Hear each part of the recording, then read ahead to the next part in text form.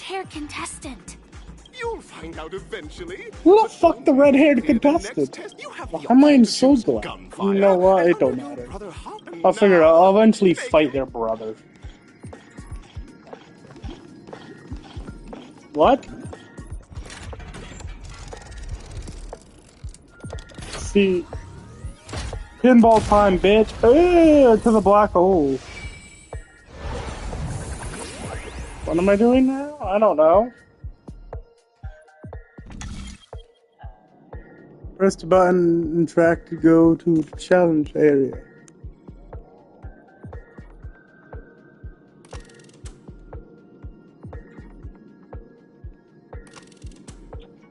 Alright, time trial or gunfire? I don't know what either one is. I'm gonna go to the gunfire because I can't do time shit. Dear what is friends, this? Welcome to the enchanting universe created by the Watchmaker. Awaiting you is the morally dubious yet ever charming character from the animated Clocky series. It is said that these cartoon characters were inspired by the Watchmaker's own experiences. According to research by Clocky scholars, the original Hanu of reality shared a deep friendship with the Watchmaker, akin to comrades in arms. Enter into the world of Hanu via the TV by the entrance and partake in an enchanting and suspenseful... If it's a gunfire trial, we should be able to settle this with a fight, right? Bitch, the fuck you mean time? There's no such thing as it's gonna take any time. I just popped 2 things, I'm now actually a fucking 5v whatever the fuck. Ready? 1, 2, 3. No, it's not a fight, I become a TV. Very good. Looks like you've got the hang of it. In this Hanu's Adventure episode, Boss Stone has gathered his battleships. His battleships, Alex, we gotta go get Boss Stone to fend off the malevolent mischief makers, which is why he is preparing to seek out the Puzzle Gentleman's aid. Go forth. Well, we gotta go find the Puzzle Gentleman. God, now listen, music is catchy as fuck though. You look like you could really use some help.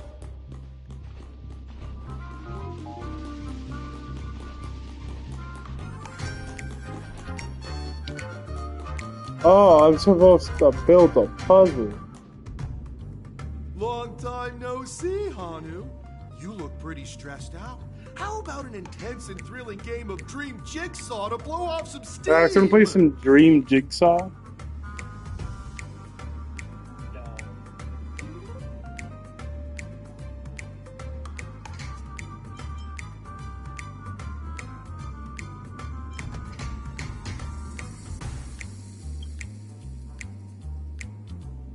Oh my! Are you telling me that Boss Stone has rallied the villains to seize Dreamville? Listen We gotta protect Hanu. Dreamville. I'm aware you're in need of a suitable weapon. And I also know this. But you know what?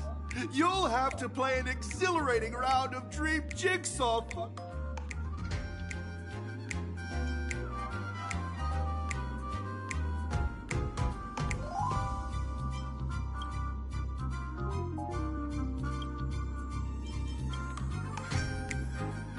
Now scurry along, Hanu, but tread carefully. Dude, I can't wait to see you finish. Let's stay alert and make sure those monsters don't spot us. See, even if they catch me, I think we can just outrun them. Do you think that would do the trick? Uh-oh, I woke him up. Run! Oh, he shot me.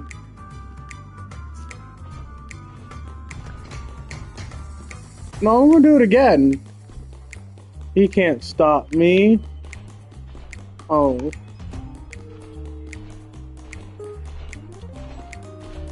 Uh-oh. Turn around, you fucking clock-looking bitch.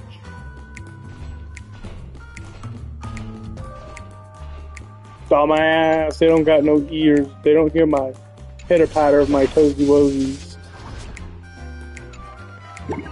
Yoink.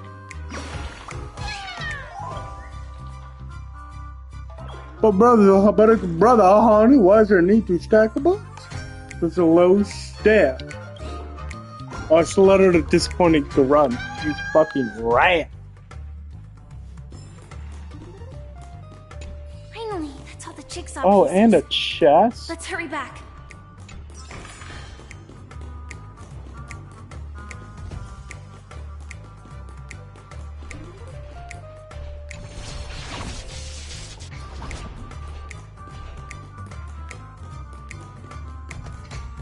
Oh, it's gonna be a rocket launcher, isn't it? It better be.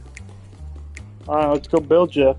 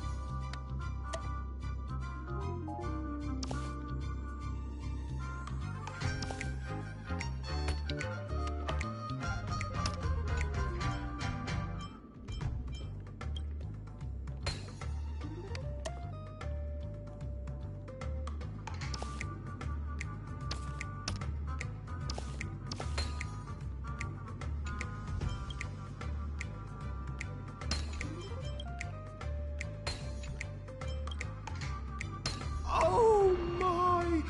The exquisite sensation of perfect alignment! Hurry now, Hanu! Are such haphazard instructions? Back to human size! Disconnecting from that thing so suddenly has left me feeling slightly disoriented. Oh, you're weak. That shit's a normal Tuesday. Fuck you need disoriented from changing characters of reality.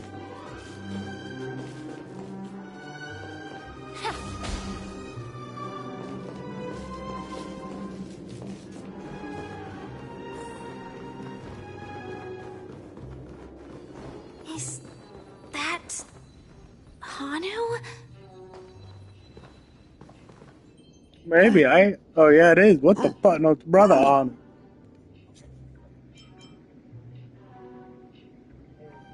I know the answer to that. What exactly is he talking about? Tick-tock! It's time for Clocky, why the fuck are you here?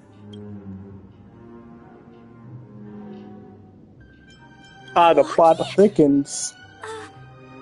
I can only... In Dreamville, Clocky is everywhere and can do anything! Like right now.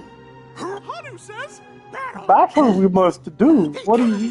It's at our doorstep, and we have no path of retreat.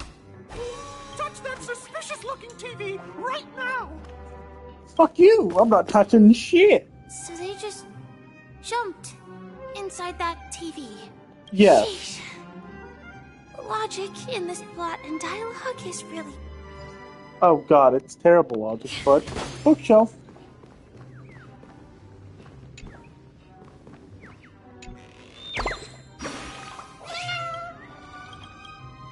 Run them out of town. I'm not reading any of that dialogue.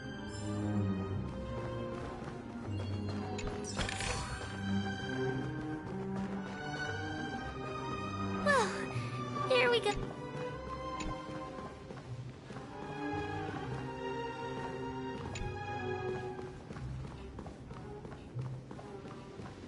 Alright, to the TV.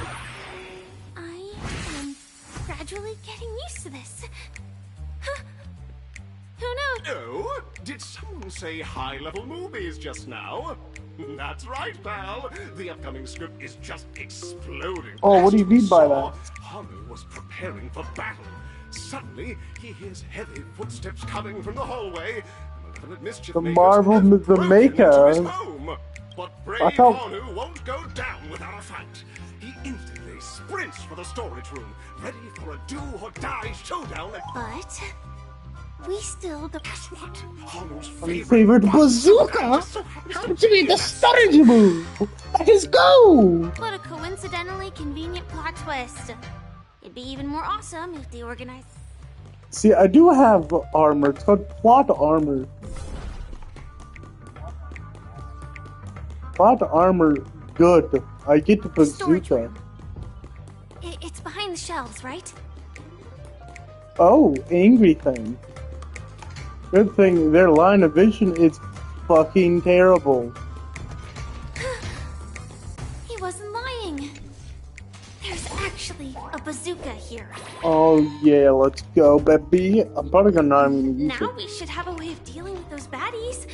See, but why would I? Oh, it says defeat them. This thing feels just like the Soaring Locust too. Damn. No, the not-so-unstoppable Hanu has actually fallen. Quickly, return to the battlefield and seek revenge against the bad guys. Oh my, the unstoppable Hanu has been spotted. Everyone, please proceed with caution. Fuck you mean caution? Ain't no need for that shit when I'm around. Hey, come out, boys!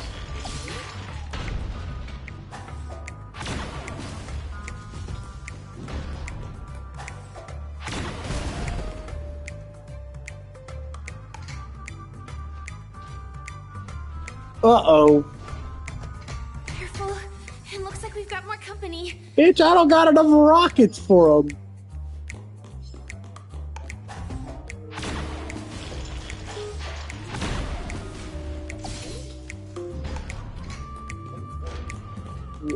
What useful?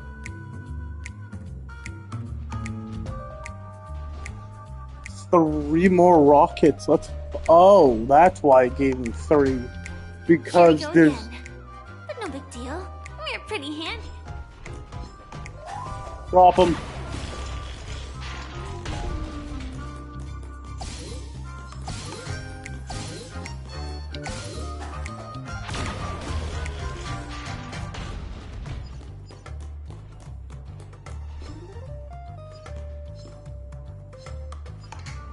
You know what? I don't know that again.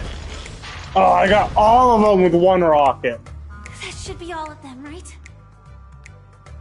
Oh my, Hanu is on a streak. Everyone, the stage is complete. No, not to the next stage. No, at least don't put my rockets.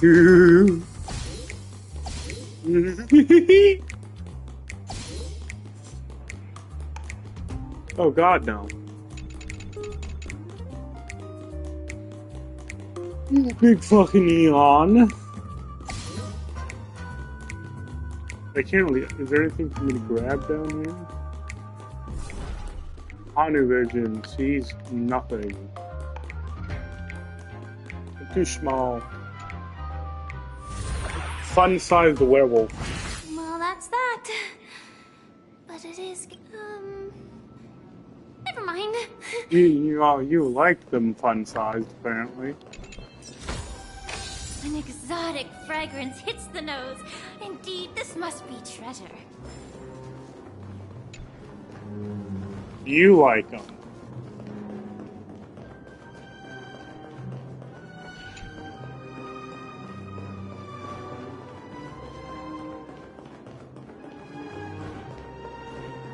Oh yeah, there's a fucking puzzle upstairs that we've seen.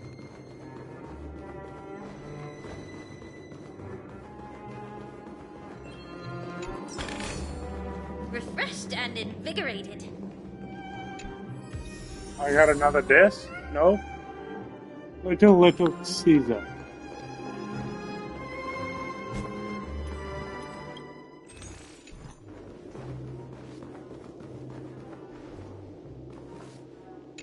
It's morphin' time, honey.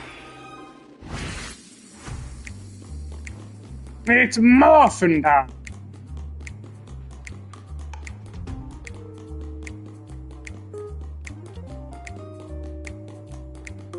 I don't think there's anything for me to do as honey yet.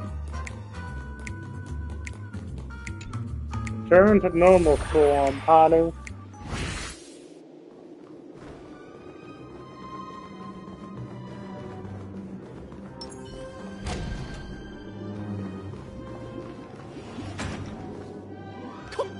Congratulations to both of you. Oh, you've overcome all obstacles. There's and only one proved who can be yourselves. Pentacle's best In as the a final stage, superstar. you'll face the defending In the champion. final stage, you'll face If you the fail, you will lose the opportunity to become defending the champion. Oh no. Welcome to the 33rd Scorch Sand Festival's third stage in the 20th season, sponsored by I'm so glad Enterprises Superstar Showdown! Ladies and gentlemen, start your fists! Wait, what the fuck? Alright, who we after this time is Jean. Alright. What are our options? We got Superstar Showdown Arena 2 or Arena 1, Alex. Which one do you think will be harder, blue or purple? Alright, that's Arena 1 though.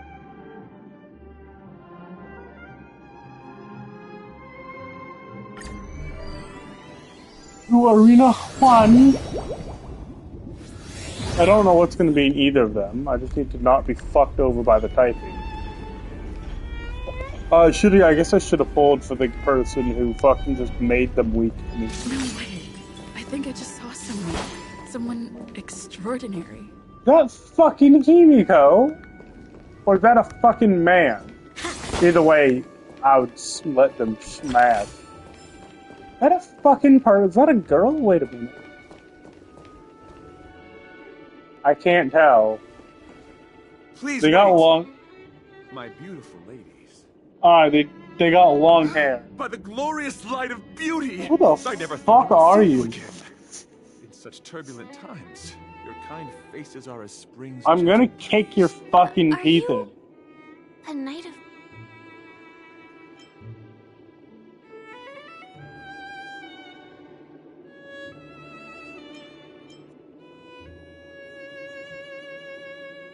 Oh. Alright, so do I go on to his compliment, or so you're the red-haired contestant? Was you all along? We go on. Hear ye! The rosy glow of the beauty has rendered you Who the fuck speechless. are you, though? What an honor. Upon hearing of the impending festivities, I commanded the one and only to bring me to Penacony with full haste. But who the Alas, fuck are you? in a cosmos unguarded by the beauty, disorder prevails. Thus my passage was delayed by... Fortunately, the mini-rabbit mech pilot, stray cat duelist, galactic ninja, and quad-drive Intellitron, along with 32 other souls in distress, Did I just have a all emerged stroke? from their predicaments safe and sound. Alright, so And then let them the all poor here to mini revel in rabbit the mech harmony with the pilot, the countless stray other cat splendid duelist, beings. the galactic ninja, and the quad drive Inteleron. I tried to lend them all a hand here to revel in harmony with the countless other splendid beings. Alright, so do I go with, this is a dazzling beauty. It's dazzling. You're quite the saver, aren't you? Or, I'm busy, move. I'm saving the world. Which one do I pick? Do I tell him to fuck off, I'm saving this world, you're the savior, or flatter him? Pick. Spooky pick. Which one? It is not destroy, it's flatter him. You're quite the savior, or is another one, or I'm busy saving the world, move. Alright, this is the beauty. Is this the beauty? It's dazzling. Nah, fuck you. You're quite the savior, aren't you? I do not deserve such praise. Unfortunately, that dashing IPC ambassador, whose radiance matches that of a beautiful peacock, remains in a woeful state.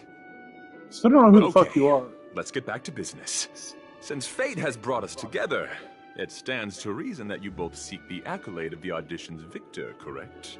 Though upon arrival, I was once mistaken for a towering silver-armored fugitive with fiery red flames due to my lack of eloquence. It matters not. For all these trials step, what matters is that I now stand before you. Our paths have I'm gonna kick your teeth and drag you across burning red coals, only to fucking cut your testicles off, all while you're still unconscious. If I am fortunate enough to emerge victorious, Oh, then voodoo fuck you to a goddamn chimpanzee. And recognize that Idrilla, the beauty, is the most peerless beauty of them all. Idrilla? Alright, looks like I'm fighting the red-haired man. Please ready yourself. Yes, he's weak to guess what? Fire damage! Liquidation! Stay in step.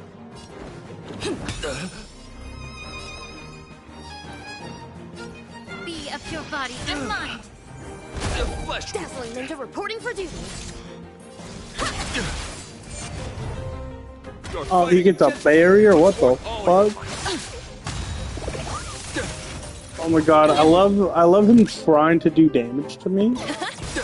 But because my healer heals fucking everybody, it's May the foul stench dissipate quickly. quite a minuscule. Oh, I can't kill the or I can't inflict the break onto the other one. Ow. Stop giving him a fucking barrier, I swear to god. Rhythm get messed up. Ah, bitch got broken. Allow me to purge the root of the problem. Be of pure body and mind. Rise to the challenge.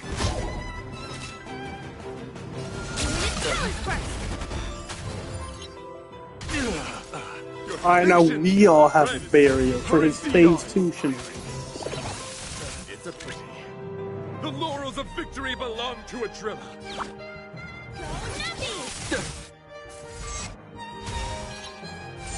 Damage boost, barrier. Rise, let thine loyalty. Okay, all of our things been removed. He dealt a tiny amount of damage. Rather annoying, I will say. Oh, I didn't want that one. I wanted the other one. Oh wow. Burns clear as a flame. Everything in this world is bleeding.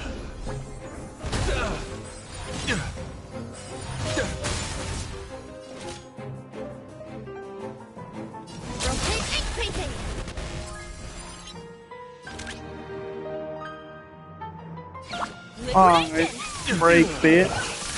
Rhythm get messed up. Oh, and I finished him with a hat. So what, he's still conscious?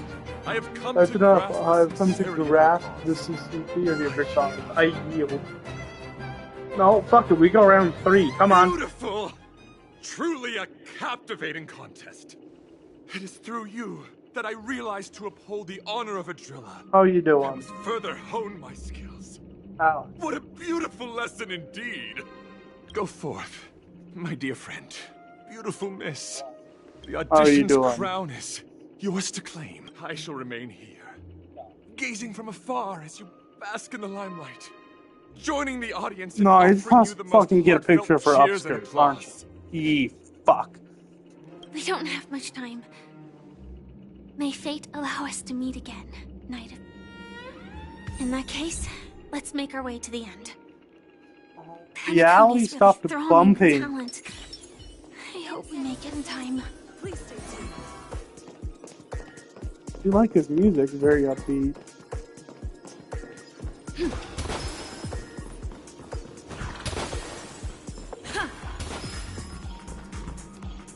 Oh, this shit trippy as balls, I just realized. Alright, to the final area.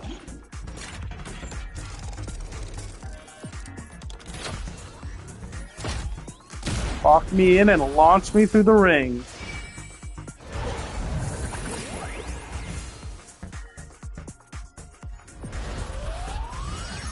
Oh, we up.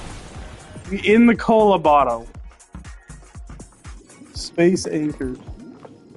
I'm in the cola bottle. To the goal line, Dick Baseballer and Firefly on becoming this Sports Sand Festival's champion.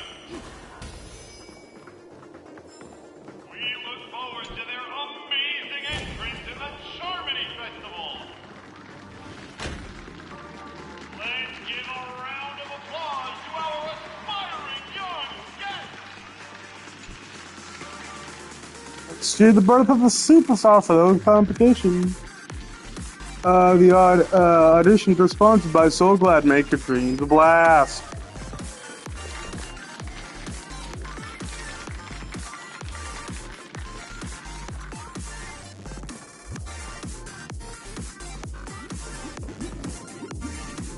Oh, that's Robin, but I don't think that's the... is it the real one? No, let me collect the gift, you fuck! Why is there 4 of us here? To the both of you on becoming the festive superstars of this year's Charmony Festival. I, on behalf of the organizers, extend my sincere congratulations to you. Wishing you joy under their radiance.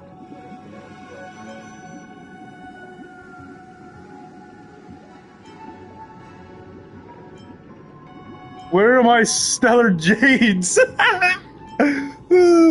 So you already worked out things with them. Is the deed done? As previously promised, my sister, Mr. Yang, and I have met with the Dream Master. We delved into the truth about Penacony. Both I and the Oak family cannot acquiesce to your request. Alright, so we throwing hands. Fight me. Just as expected. We acknowledge the perspective of you, Nameless. Penacony does require change, but not as you propose. The planet of festivities cannot and will not revert to a place characterized by chaos, disorder, or anarchy. Through your journey of overcoming obstacles, you must have glimpsed the essence of that era.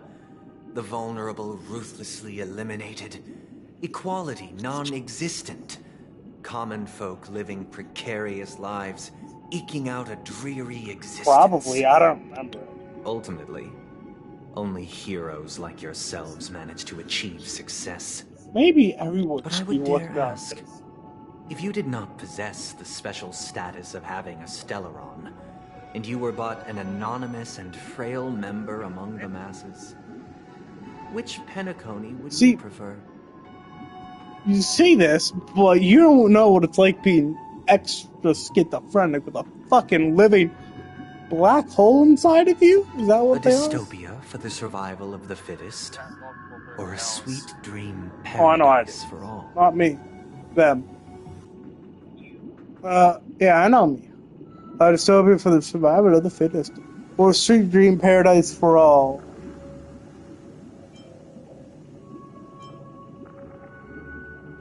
Alright, so do I put there's nothing wrong with being the fittest? Or the sweet dream paradise? Which one do I pick? So currently, I'm in a dreamscape where everything is, possible. But it's also actively being run by a fucking black hole that is corrupting everything. Slowly. So, in my current job is to just absorb the fucking thing, I think. Or do I revert it back to when it was a prison complex? Or do I assume it is sweet to dream, is not that bad? Not that bad, maybe. Sweet to dream? See, here's the thing, it doesn't sound too bad. But there's the issue of everything is actively crumbling around you. Uh-huh. That's not the point. Don't Oh no, I know it's not the point. Sunday, even if the members of the Oak family can't fully agree on what to do about the Stellaron, now's not exactly the time to be holding an extensive discourse about Penacony's past, and the Stellaron issue concerns the life and death of everyone on Penacony. If anyone has a better suggestion, the crew is more than willing to listen. Also, it'd be best to tell us the ins and outs of that meeting. This way, we'll at least know what Welt and Miss Robin are dealing with, and the reason why they failed to make our appointment. Ah, Navigator. That is precisely my intention. With all present, let's begin by discussing the details. Let's talk about our tribulations and choices. Our ideals and beliefs, throw hands, and our final course of action. the only path to take. What do you mean by that? No, don't fucking cutscene me. What do you mean by that? A while ago. You mean to say that for the longest time, there have been scoundrels who would use the Charming Festival that I have bequeathed to the masses as a tool to realize their ambition? Indeed, Dream Master. Once the Charmony Festival begins, the Stellaron's powers, along with the song, will be broadcast across the entire planet of Penacony. And then everyone in their dreams will be unable to awaken. Oh, so they're trying to trap everyone in the dream. This is indeed surprising to me. The dreamscape is maintained by the collective effort of the 5 families. If someone were to use the Charmony Festival to recklessly disseminate the power of the Stellaron, this individual, do you have any suspicion? I'd like to ask, did you really not know of the Stellaron's existence? I would have never thought that this Nameless would point a spear at me. Yeah, but your bitch ass should have known about this if you're a fucking god. If I have offended, the Astral Express extends its sincere apologies. But the current circumstances are dire and leave no room for meticulous inquiry. We're doing this out of concern to new gods? Dreamscape's safety. So, if to new you what? could, please alleviate our concerns. Bitch, the fuck you mean classes? Dream Master. How? It's just to prove that the Charmony Festival has nothing to do with the Stellaron. In this, are we talking about the same fucking game, or am I will return to the stage to offer tribute in song. Just per the arrangement. Oh, are you talking about Don't Starve? Yoda, what are you talking about?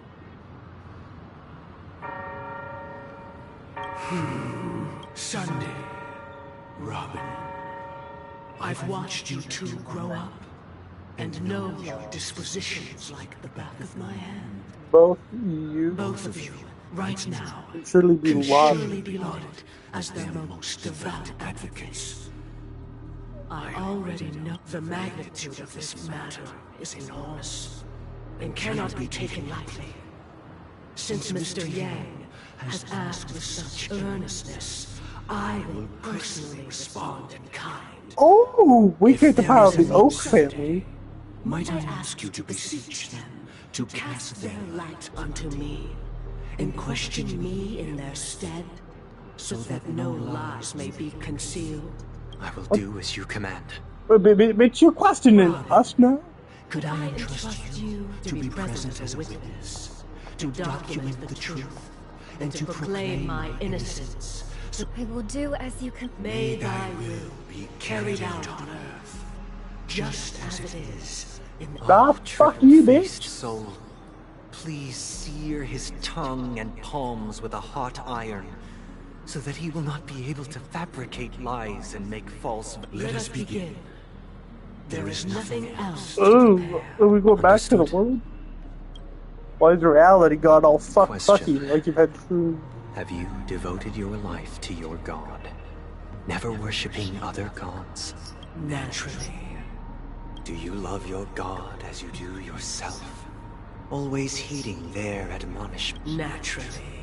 Have you strayed from the path expected by your god, betraying their name? Never. Have you ever been inordinate with your asks of your god, coveting more than the foundation of the creation itself? Never. I don't like that fucking bell. A final question. Do you swear to fulfill all vows, past, present, and future? The fuck does that mean? Wait a minute, hold up. With the Eon as my witness, if I do not deliver on my words, or if I renege on my vows, may I be cursed in accordance with divine law. They have seen your faith, and have endorsed your faith. With just a moment. No? What is it, Mr. You didn't ask me the another question. I hope to have answered. To my understanding, the family's harmony and prosperity have never relied on so-called divine laws. Mm-hmm. The god you both mentioned, are they truly Xipe? The harmony. That's a good question. You should know that those belonging to the family toil together as if they were kin, embracing solidarity and unity under their light. Isn't harmony fucking like, you know? Blackie, what is harmony? What is, I know Nihility's got enough. Complex symphony. Which other god could perfectly harmonize this, if not for the Great One? The fucking nothingness. Perfectly harmonized. Therein lies the problem. It isn't an outsider lurking in the shadows who changed the harmony, but a dissonance that has surreptitiously emerged from within this very symphony itself. In the distant past, there existed an Eon. With one flick of the wrist, they crafted the laws of the cosmos. Their followers formed the Beyond the Sky Choir, spreading solemn and reverent hymns throughout the universe. Later, they fell. The route traversed by this Eon clashed with the harmony, ultimately being absorbed and fused into it. The chorus that once reverberated across worlds fell silent, and when it echoed anew, it was transformed into the hymn of harmony. Though an Eon may perish, paths with no masters still linger. In the all-forgiving harmony, echoes of bygone dissonance may subtle. Mr. Yang, being overly astute can be a detriment. Especially when you find See, that sounds like a threat. So you're not gonna answer the question, bitch. For the sake of our grand cause Sunday, please afford these two an opportunity to rest. What? Sleep, bitch, that's not fair. I'll throw hands every day of the week. Sorry, Robin. It's just you. I did not wish for you to know this. It's a pity that things have... So, this is the true reason I can't sing? The shadow that envelops Penacony is actually... We were never children of the harmony. Our ideal paradise could not have been crafted by Xipe. True bliss can only be guaranteed by but the if they one lost who to another one, that transcends the means many. they can't win. Within the foundation of law, humanity establishes civilization, and through harmony, we obtain. Oh, this bitch after order from harmony. Unbelievable. To think that there would be remnants of the Order on Penacony. Still don't know who the fuck the Order is. Done with Mr. Yang and Miss Robin. Don't worry. I just gave them some time alone to ponder their fates. Can't we just kidnap You you? should know that these actions make you an enemy of the Astral Express. Fuck it, we'll Should go we fuck need it to up. stand against the Nameless, it would only be myself and the Oak family involved. But we haven't reached that point yet. The fuck? You just kidnapped our crew Your member. efforts for the justice of Penacony are evident to everyone, and have been widely observed.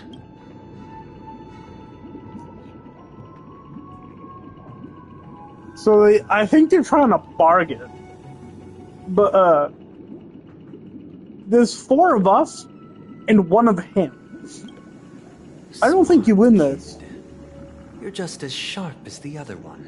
If it is the Order that drove you to imprison Welt and Robin, and you're using them to coerce our compliance, then there'll be no point in entertaining any type of discussion. You're mistaken, Miss Himiko.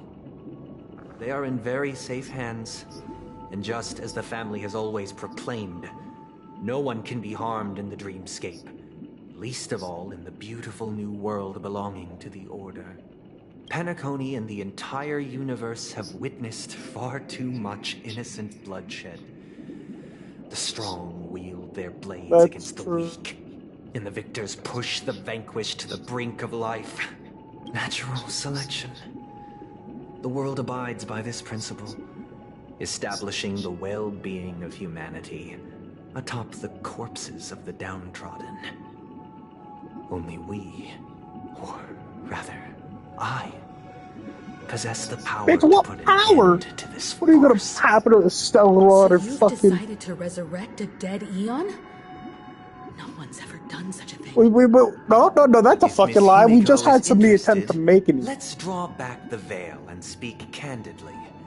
I've always firmly believed that people can understand one another through peaceful... I'm willing to divulge the unembellished truth as to the intentions of the Order's Pathstriders, so that you will make better judgment for the Astral Express, for Penacony, and for this stretch of the universe. Words can hardly do justice Wait, hey to the Alex, beauty of in the that Bible, does Sunday mean order, as in the seventh trumpet? So, come with me, everyone. Let us retrace our steps and see once again where this road leads. Huh? Where'd he go?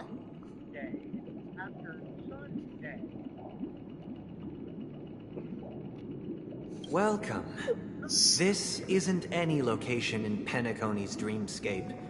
It's my inner world. The reason the scenery before you remains unchanged is because your consciousness has drawn on similar concepts to fill in the gaps.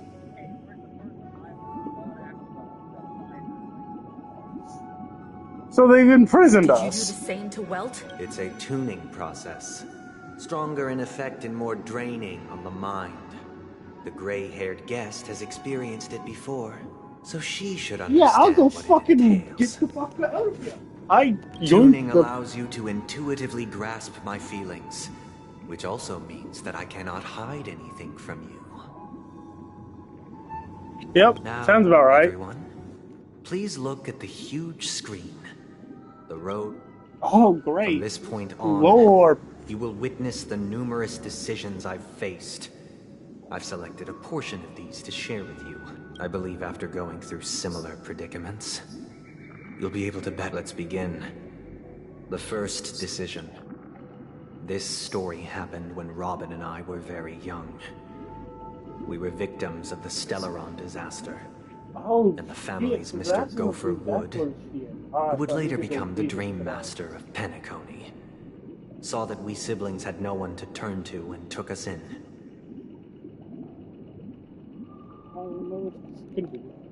Later on, Robin and I lived a time with nary a care in the world.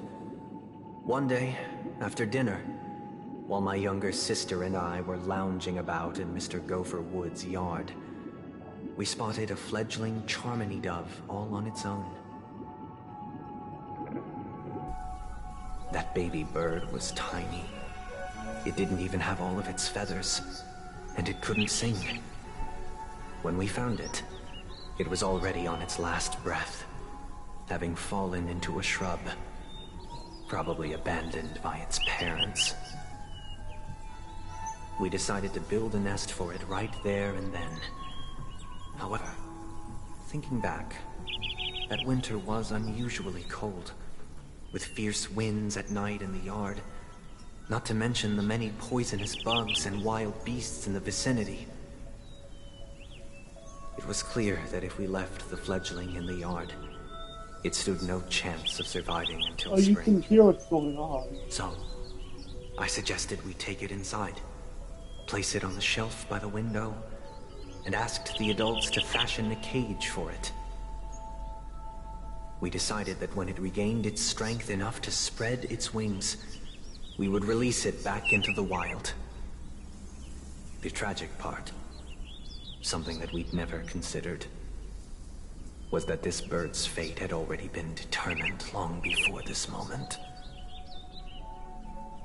Its destiny was determined by our momentary whim. Now, I pass the power of choice to you all. Faced with this situation, what choice would you make? Stick to the original plan, and build a nest with soft net where the Charmony dove fell?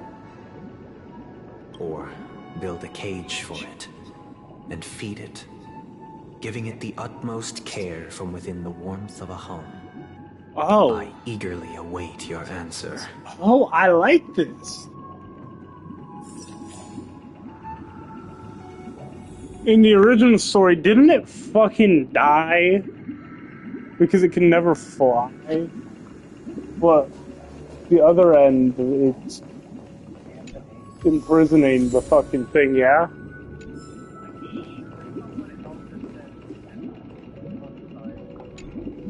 Oh yeah, it's a fucking porn term, I feel like. I can't decipher his intentions right now, but based solely on that question, I would probably choose to build that dove a cage. Even if I was gonna release it back into the sky, it'd have to be strong enough to fly first. Yeah. If I left it where I found it, I fear it'd never get the chance to fly ever again. That's some solid reasoning. I like that. It looks like he really has no intention of imprisoning us. If back to the question, I would personally choose to build the little Charmony dove a cage. Yeah, it needs to grow again. I do think that a fledgling should have the right to fly into the sky. But if it can't even live to that point... It must be imprisoned for a bit for it to grow. That guy just casually throws this kind of question at us? What if it were me? I guess I'd choose to build a cage for the little... After all, leaving it there, it's bound to get... Oh, no, yeah, no, like, if it's left there, it's just gonna get fucking eaten. I think that's exactly what happened in the original timeline. So, might as well bend the time.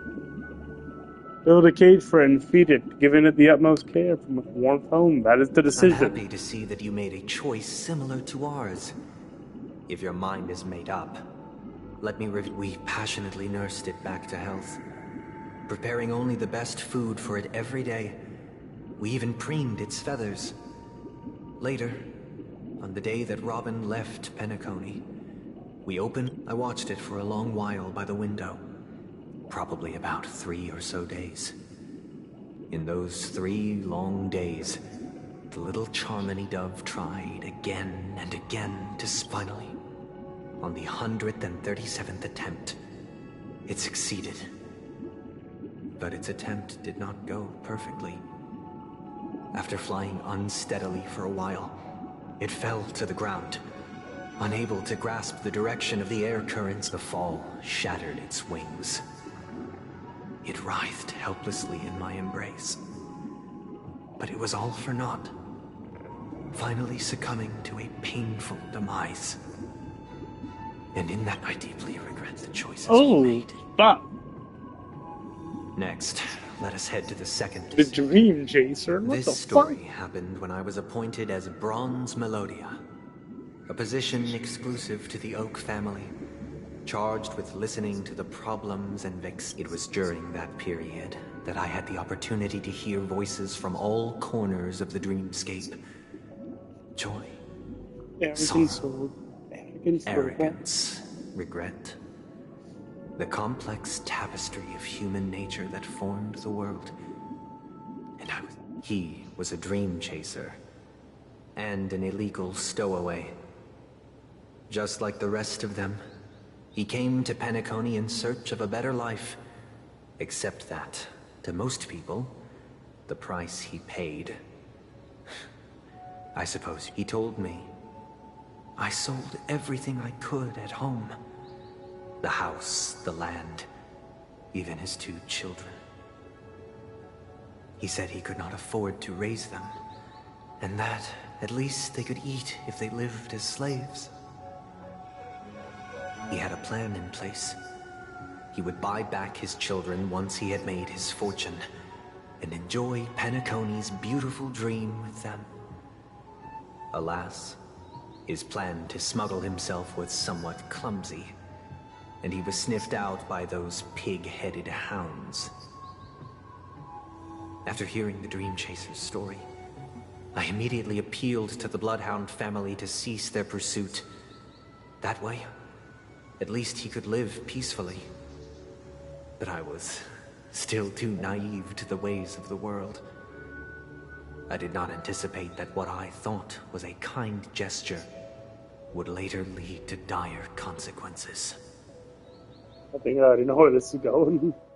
I'll tell you the outcome soon.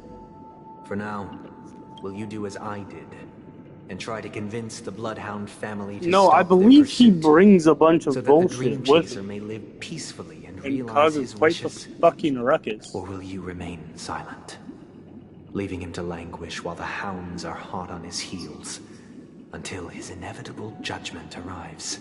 I look forward to everyone's decisions. Who knows? Perhaps they might even I'm just alter gonna go with the outcome opposite of what they all tragedy. said.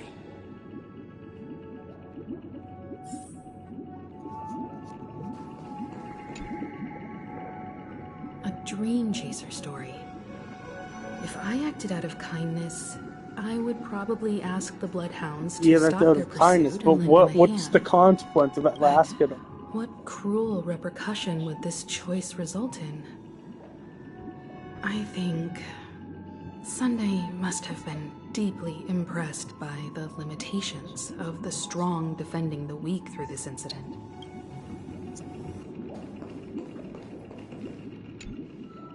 Yeah, but he chose wrong, he just said. This question... Surely it has some connection to the baby bird story. And this connection is precisely the breakthrough Sunday aims to use to persuade us. I'd probably choose to ask the Bloodhounds to cease their pursuit. Yeah, like, it seems reasonable, like... It seems illegal stowaways are really quite common on Penacony. But that guy in the story, I don't think he deserves any sympathy at all. He sold his kids to chase a dream. Yeah, see, that's the issue. He sold his To go kids. back That's for one them, thing. It's still insanely irresponsible. With that thought, there's only one choice.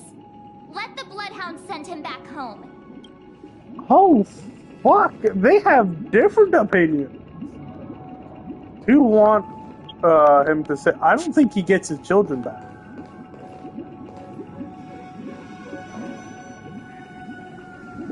No, I mean, I think he sold his... So he sold his kids to get to the quote-unquote dream.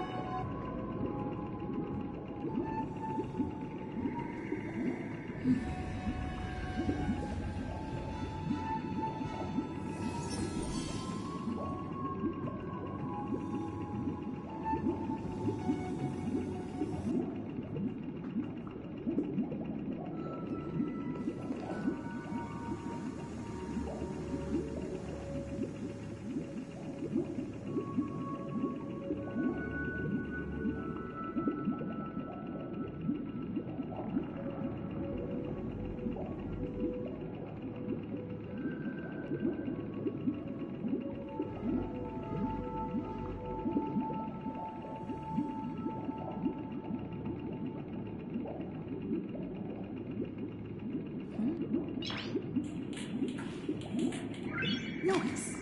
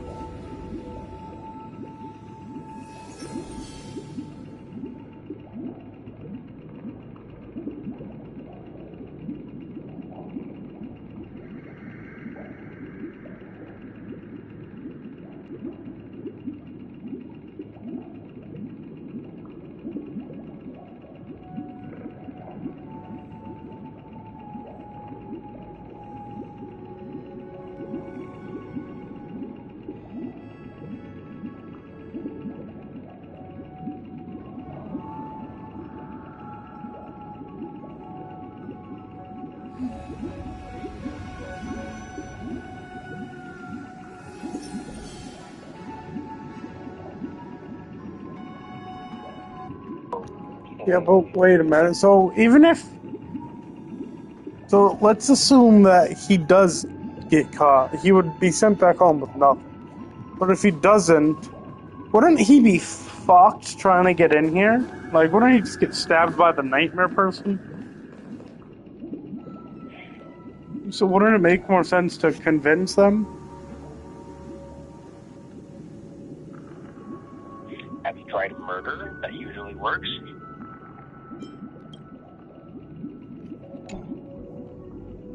Oh, that is... Fuck yeah, I think we try and convince them. I'm honored to witness you arriving at the same decision. Shit. Out of respect, It's the same decision he made. I don't think it's... I think I picked the wrong one, I guess. back then brought about. First, the outcome. He attained major success.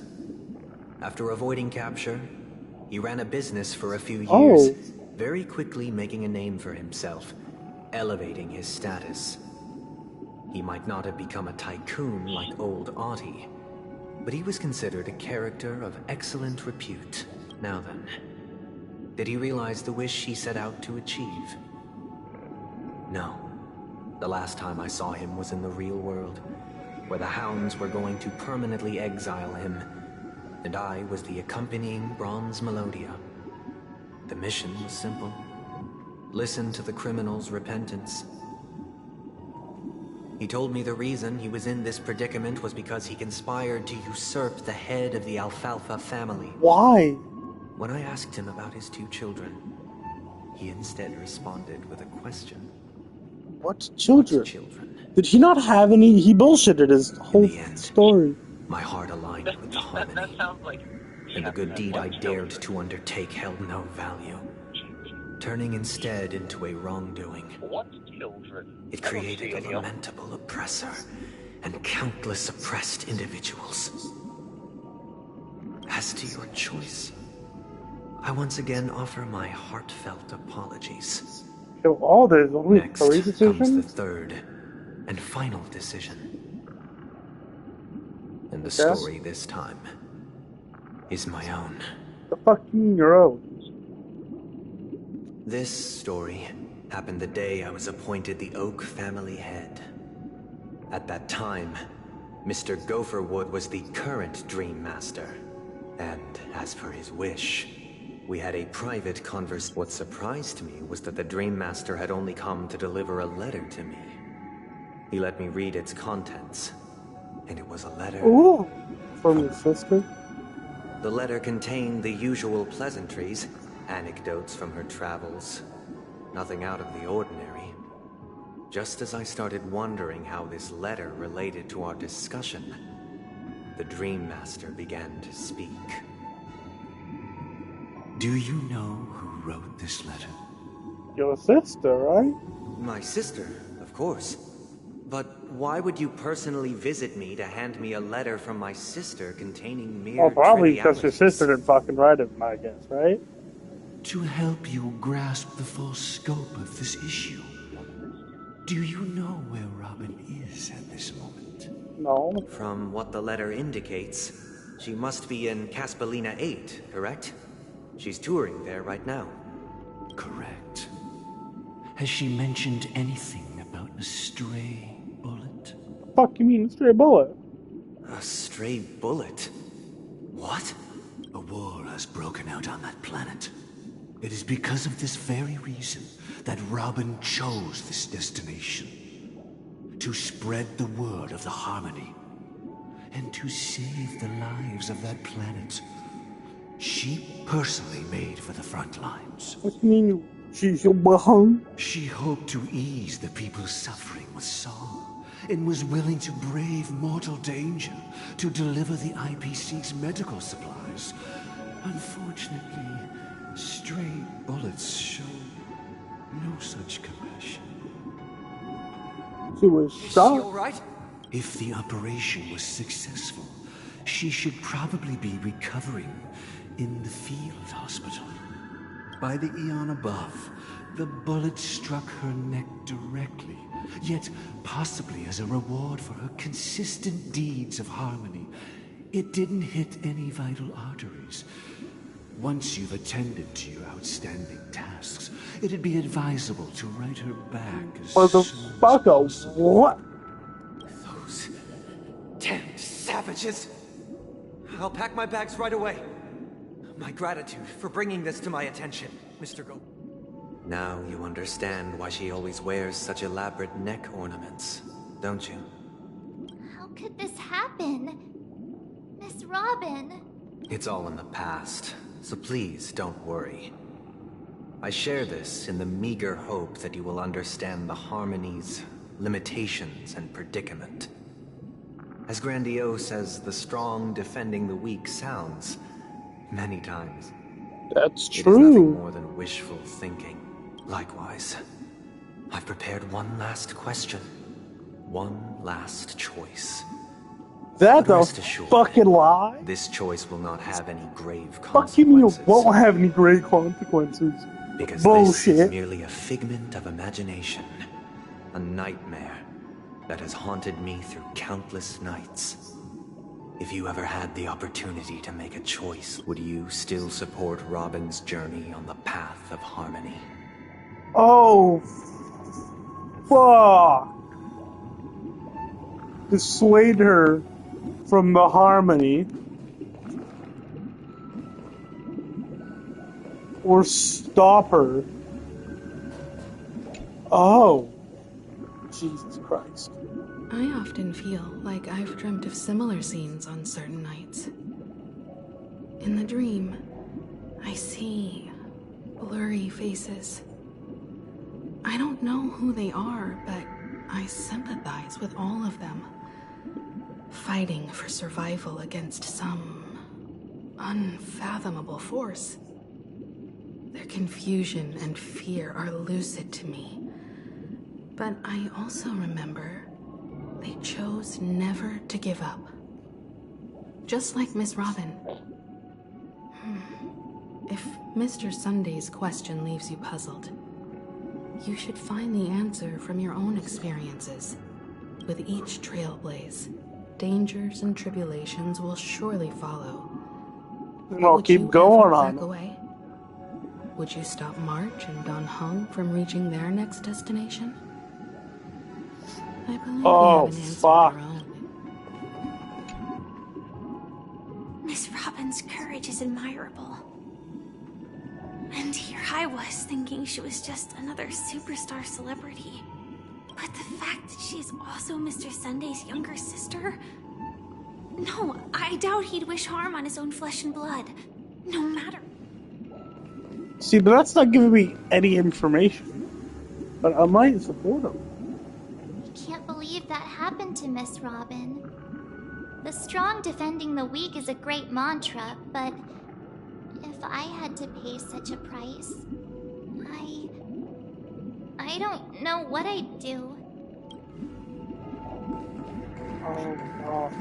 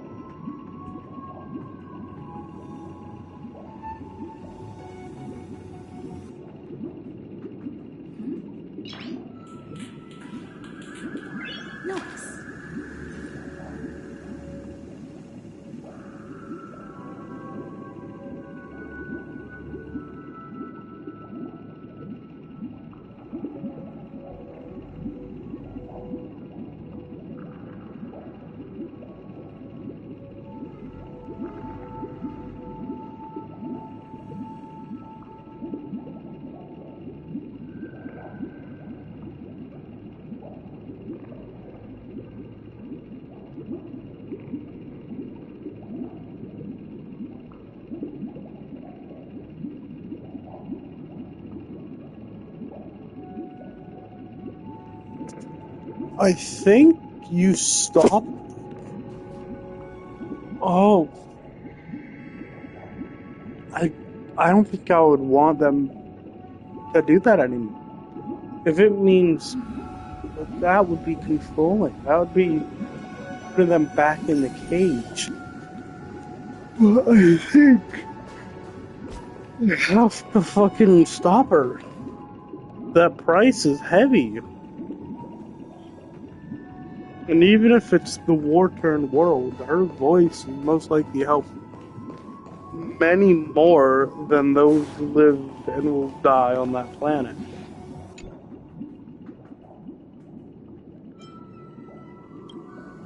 But I'm stopping her from her journey.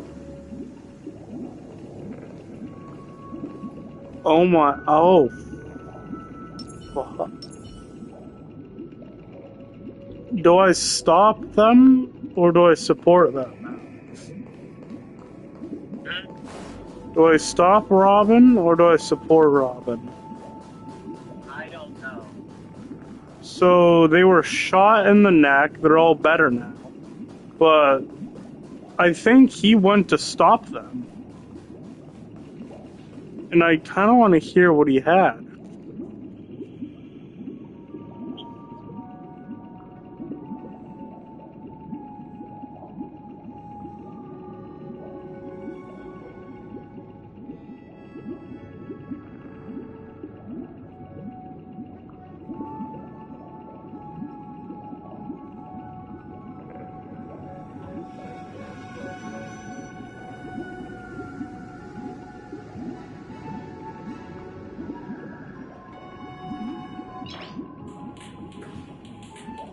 Noise.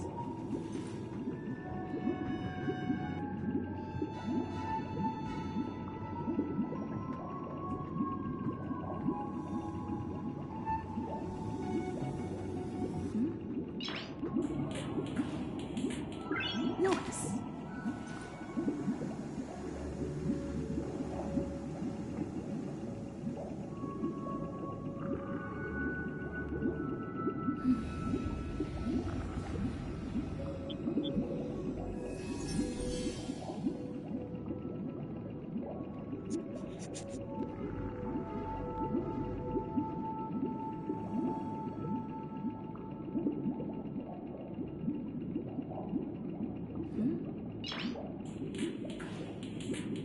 Noise.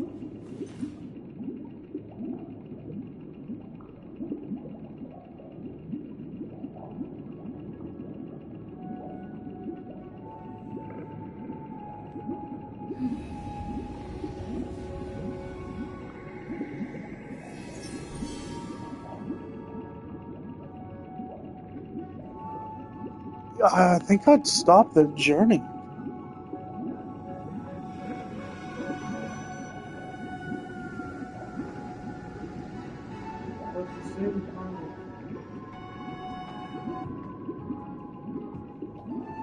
That would be soul crushing, but at that point, Noise.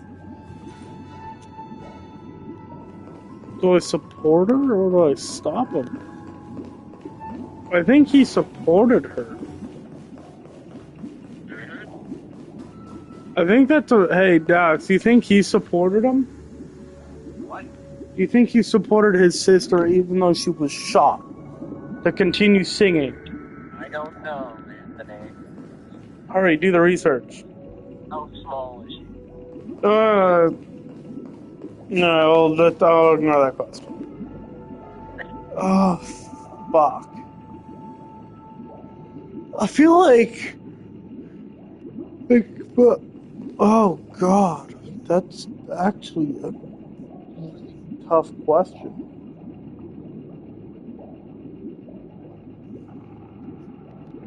Let them be heard.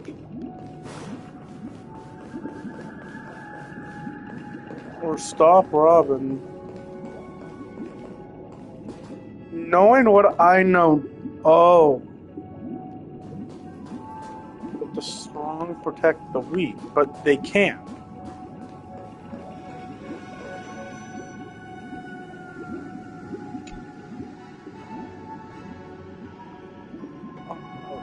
Fuck.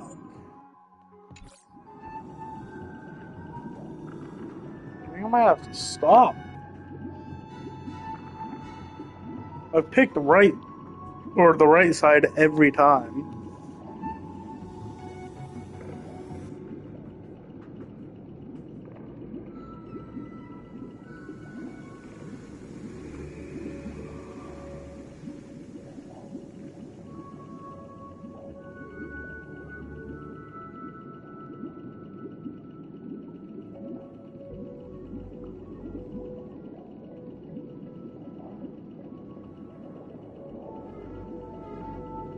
I think I would stop him. I think, yeah, that's my choice. I've picked the right side every time. Now aware of everyone's stances, raising these questions merely serves to illustrate one point. The plight of Penacony cannot be salvaged by the Harmony. The true foundation for a sweet dream paradise can only be established through the order where the strong govern the weak. I know the suffering of being tormented, the turmoil of losing your way, how sorrow and even despair set in when matters don't work out. All of this causes me unending pain, because this is not what happiness is at all. We must teach the weak how to live a happy life. And this life isn't some noble propriety that the upper crust preaches, but in definitive terms, a way of survival that belongs to everyone. So what is your definition of living a happy life? Good question. Human consciousness is fundamentally an illusion. A cage known as self-worth. People lured in by this illusion make mistakes, yet still ask that external influences bear the burden. When one mistake after the next permeates the masses, they become impossible to trace. Thus, the amassing of these individual cages culminate to form a prison. A place dictated only by the rule of survival of the fittest. Nature is always accompanied by predation and sacrifice. Its antithesis is known as order. That is what I want to do. Unite people's happiness under the banner of order. They won't need to make bitter choices any longer. I am now aware of everyone. Raising these questions merely serves to illustrate we must teach the weak how to live a happy life.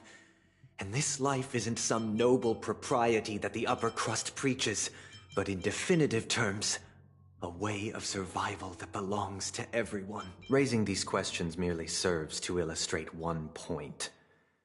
The plight of Penacony cannot be salvaged by the Harmony. The true foundation for a sweet dream paradise can only be established through the order where the strong govern the weak. Nor face the weaknesses of humanity. They can cast aside their primal instincts to build a haven for mankind.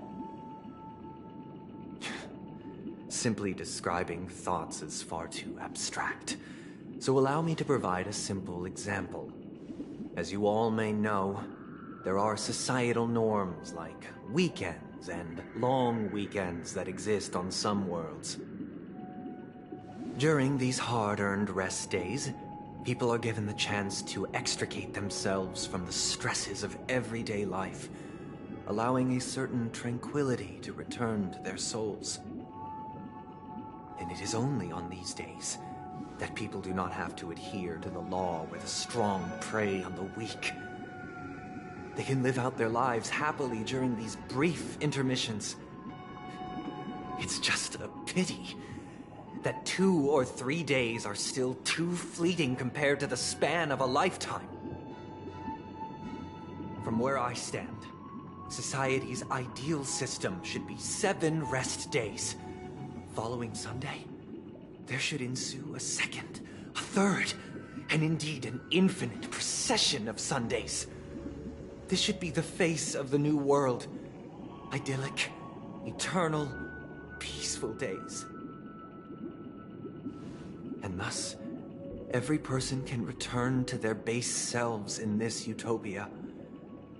Some gaze in reverence at the stars, pouring their whole beings into calculating the distance between us and the isolated world of Pegana. Meanwhile, some seek refuge in quiet corners, holding one another, unencumbered by the chains of unwelcome obligations. There would be no need to bear the hardships of reality. Only in this way can humanity face the inevitable end with the purest of spirit, living a life of dignity. This is what it is to live in bliss. Miss Firefly, you who are stricken with entropy loss syndrome, you of all would surely understand this.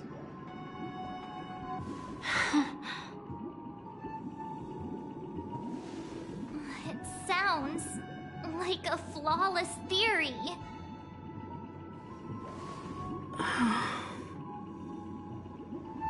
But what is the price to attain all this? The cost is minute, merely a personal and eternal sacrifice. If this paradise is to be maintained for everyone, someone must remain trapped in solitary awakening until the end of the cosmos. Awakening. Which means that this so-called paradise is still a dream. Stepping into this paradise means forsaking reality, correct? It is not forsaking, but transcending. Flesh, blood, sorrow, weakness. If the physical is the root of spiritual suffering, it is only logical that we defeat it. But in this supposed bliss, people won't have defeated their demons. The chance to overcome their tribulations would be forever lost to them. In other words, it is an escape. That's another way of understanding it. But there is no shame in escape.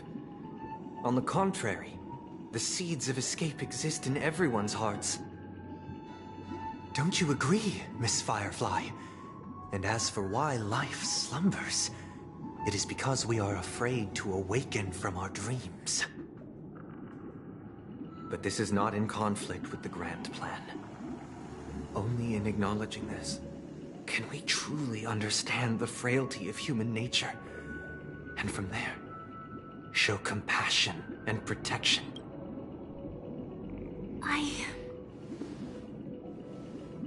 I admit that you are a born leader. Your perspective on humanity brims with pessimism. Yet you express compassion for all, even when your heart pities them.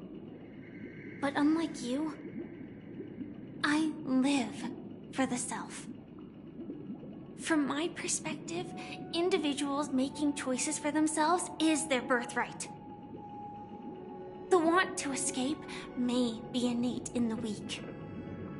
But whether they are weak or not, it is not up to another to decide.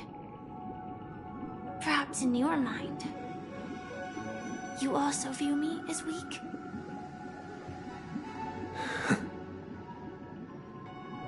Because I don't think so.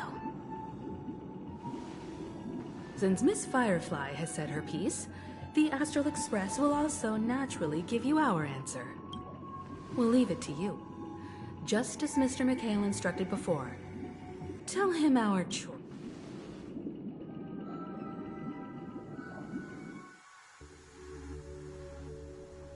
What is this place? Does this place ring any bells, Misha? I don't know, but I feel a sense of déjà vu. What is this place? It's the realm within a dream bubble. This was left to the Astral Express by a nameless, but weirdly, when we entered it, it was completely empty. Dr. Edward from the Dreamscape sales store told me that dreams are formed from memories, and a dream bubble can't take shape if its core is empty. So I thought you might be able to help us in unraveling this mystery, Misha. As a hotel doorman, you know Penacony best among us. I don't know much about dream bubbles, but if you want to figure out what this mansion is... I'm counting on you then. Himeko, I still don't get it. Why were you so sure that Misha had a connection with this dream bubble? I wasn't sure. It was just a hunch. But since Misha feels familiar with this place, my hunch might be correct.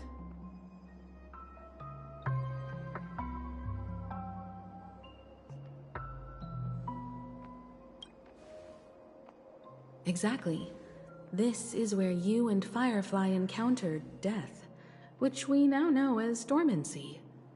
Considering its connection to Dreamflux Reef, it's not surprising it appeared here. The question now is, who brought you here? Based on the clues we have so far, it's unlikely to be that masked fool. So identifying them is crucial to us. We're drawing closer to the truth once more. Let's give Misha some time, as I believe he'll unveil the secret of this truth. All right, but there are doors all over the place. Which one? I guess... I'm not entirely sure, but... let's give it a try. Wait, you managed to choose the right door on your first... Weird. This place is quite different from the hotel. But I feel like I've been here before, and even lived here for a while. If I remember correctly, there should be a fireplace down that hallway. Clocky and I used to sit by the fire, listening to the crackling of firewood. And the room on the other side was the toy room. I loved spreading out all the toys from the box on the floor and making up stories for each of them. Hold on. This doesn't make sense. Didn't I grow up in Dreamflux Reef? So... This could be a case of amnesia. Don't worry, Misha.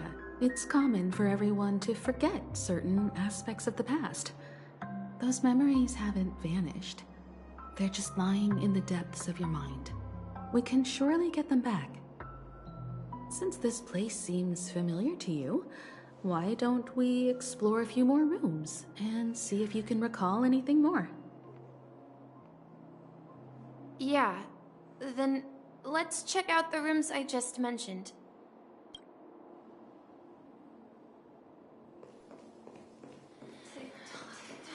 Something very important. Tick-tock. Tick-tock.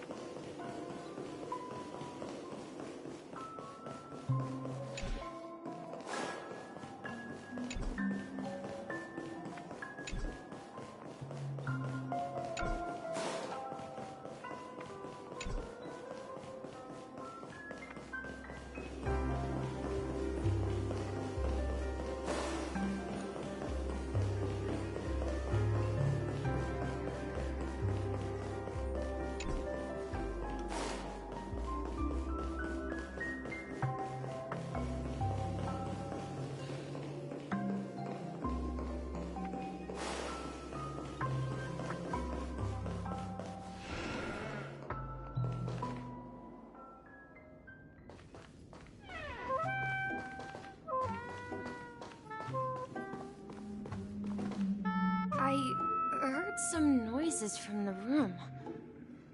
Origami Bird?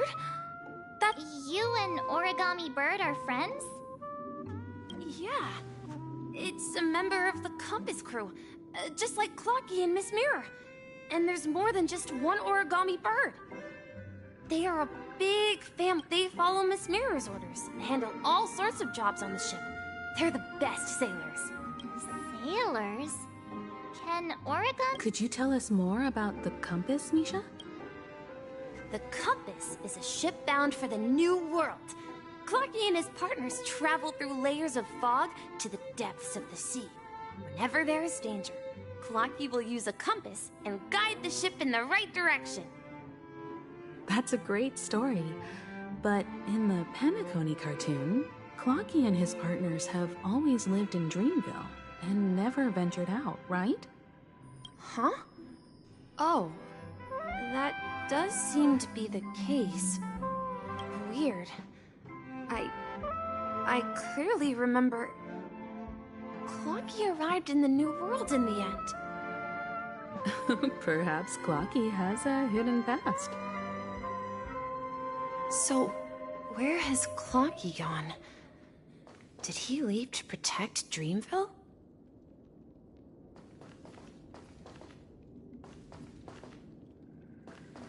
Just like they did with Clocky.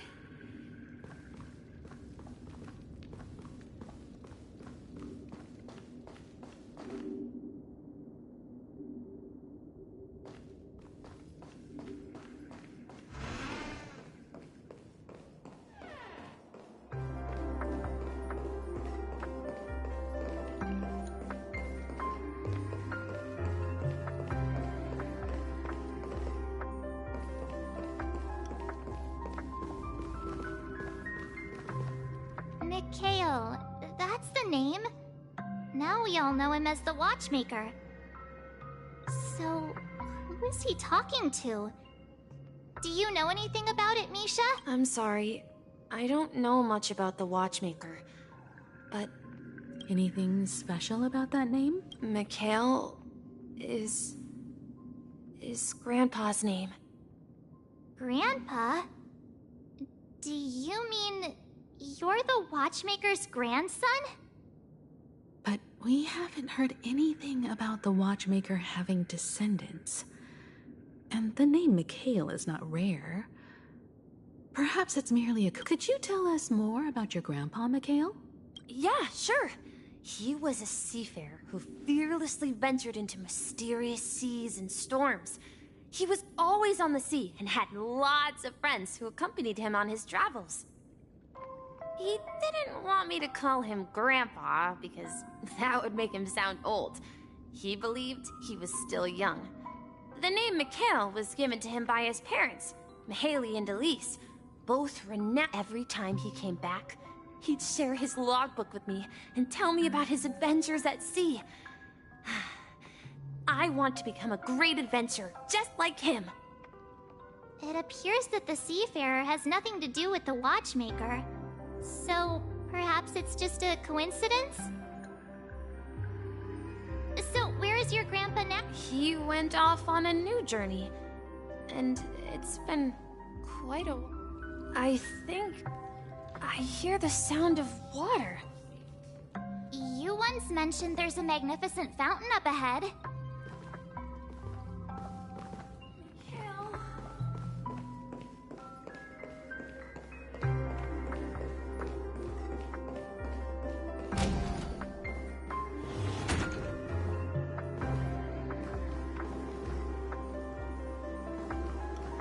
Look, there it is!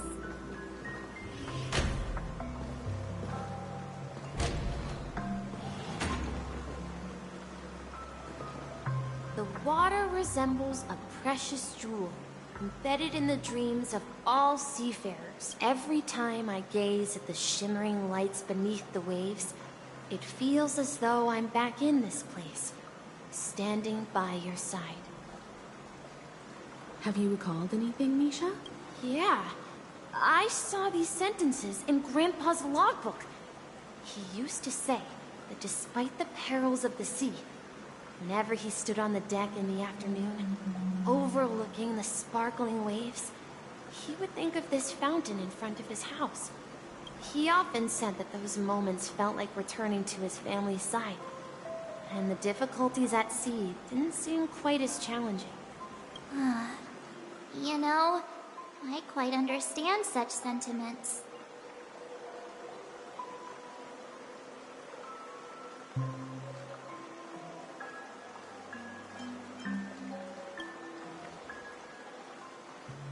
Hey, don't tease! I was just being— Perhaps every adventurer far from home carries a fountain within their soul. Even though the other side of the sea remains shrouded in the unknown, the fountain in front of his house serves as a compass, leading him back to his cherished ones. Yeah.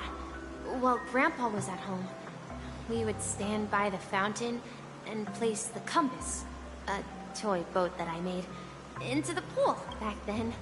I would ask him when I could go on adventures like him, and he would always laugh and say I was still too young. It seems this Mikhail is truly a seafarer and has nothing to do with the Watchmaker. Yeah.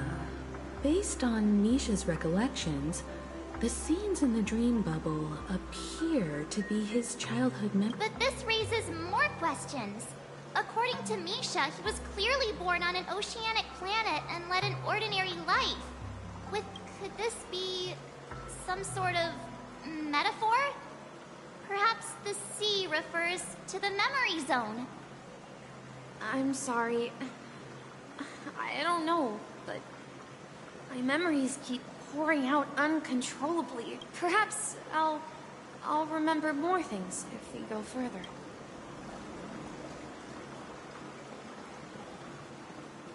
I wish to share your burden.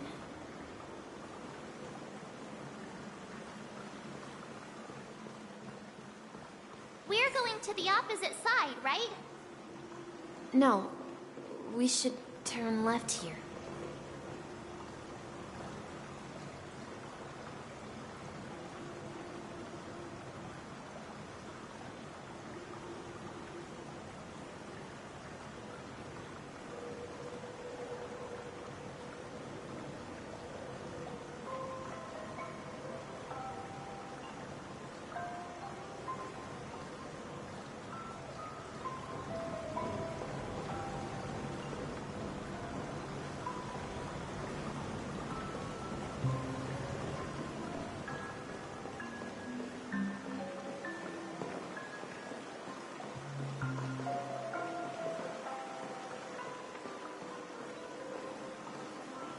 Huh? Something feels different about this place. This is it. I remember this corridor.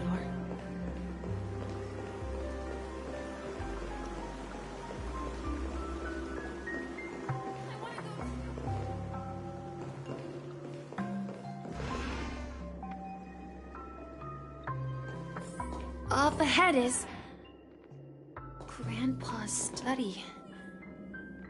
It was in that room that I saw him the last time. Finally, something can stop us! Across the ocean is our destination! The atmosphere in this room feels totally different. Misha! You finally come! Clocky! Here! Are those books on the bookshelf logbooks left behind by that seafarer? Yeah. Whenever he came back, he placed a logbook on the bookshelf in his room. They contain He described our world as a fountain. At some point, the sea started to gradually swallow up the land where people lived. To ensure that everyone had land to settle on, he had to continue exploring the sea and search for the source of the rising sea. On that day, he called me to his study, telling me that he was embarking on another journey. However, I could sense the gravity in his expression. It was the same look I had seen on my father's face before his final voyage. I asked him if I could go with him, but he said that my adventure lay elsewhere and told me to stay home and patiently await a certain sound at the door. What sound? He told me about a vast ocean in the sky. An ocean of stars. He spoke of a train that transports children with a desire to venture far away, traversing the sea of stars without ever stopping. He said that he knew the crew on the train, and that he had asked them to take me along. He said the journey I had always dreamed of would start there. A train? Could it be? It's the Astral Express. I remember now. Grandpa's friends are a group of nameless who came to this world to resolve a disaster caused by a star. Then, he gave his pocket watch to me. It was his cherished treasure, appearing in every one of his adventure tales. He explained that difficult times were ahead, but assured me that, he said, as long as I kept moving forward, I'd eventually reach my desired destination. And then the distant sound of a train whistle, echoing throughout the room.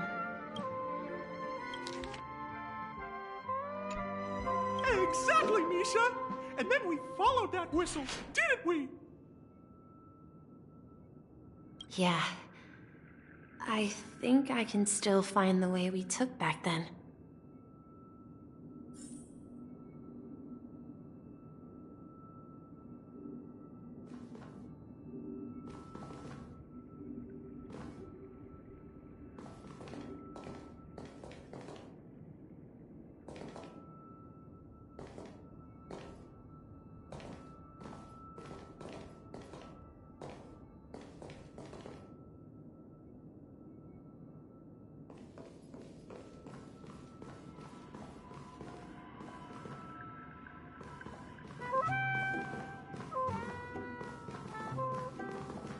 This is the dream jigsaw, right?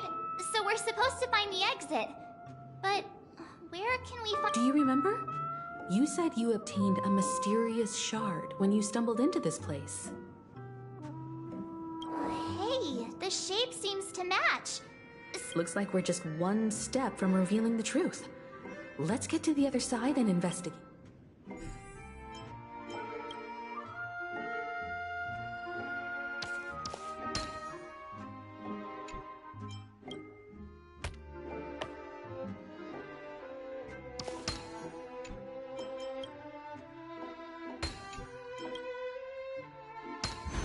No match for me.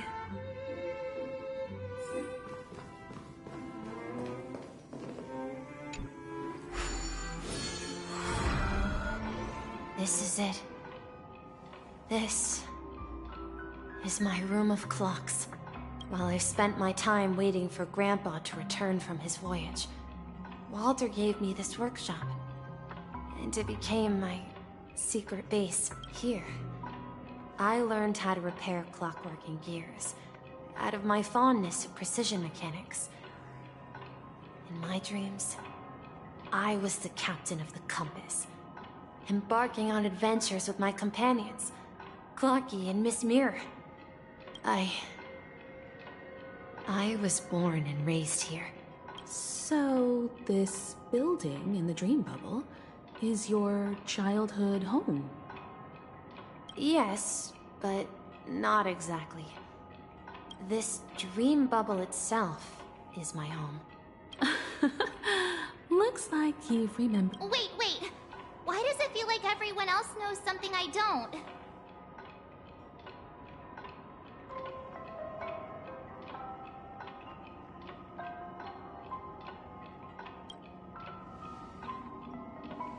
Marge, do you remember when she mentioned a Clocky that only she could— Yeah, the little guy here, right? But we all saw him in Dreamflux Reef, right? And Mr. Yang even greeted him. Looks like everyone on the Astral Express has a childlike spirit.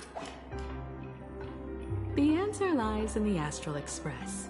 Her experience shows that neither Firefly nor Acheron can see this Clocky. And when we were in Dreamflux Reef, you may have noticed that for some reason, nobody outside of the crew had ever talked with Clocky.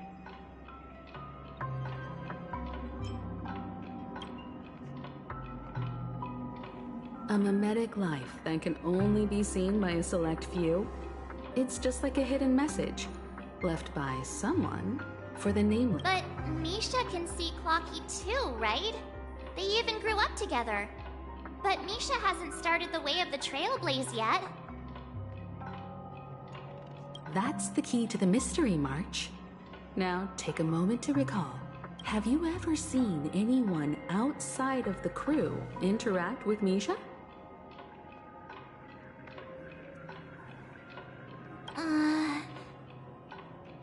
Wait. No way! That's the answer, March 7th. This dream bubble is the place where I was born. And I'm a dweller in this dream. Just like a Memory Zone meme. I should have stayed here and waited for you.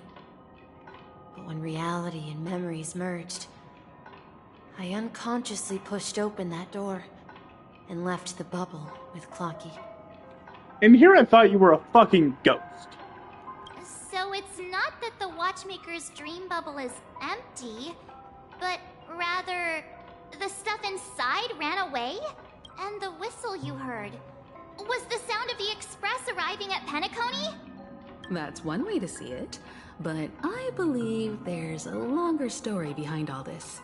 It's best for Misha himself to explain. How about we start with your name? Now, should we call you Misha, or...? Thank you all for helping me rediscover my true self. I was born on Lushaka, in the Presmere system. Adopted by seafarers Mikhail and Char. They gave me a treasure. A name that carried their hopes. Mikhail Char Legwork. Or simply, Misha. If you prefer, you can call me by a more familiar name. The Watchmaker. So, you're the Watchmaker himself? Unfortunately, that legendary figure is no more. I am only a reflection of his life. As for the child who has been with you, he's the innocent protagonist of Misha's childhood dream. A friend of Clocky, a young apprentice, and a future mechanic on the Express. And this also marks the beginning of his journey, devoted to the Trailblaze. At the end of the journey, I left this little flame, which I so cherished in my deepest dreams, hoping to pass it on to the nameless of future generations.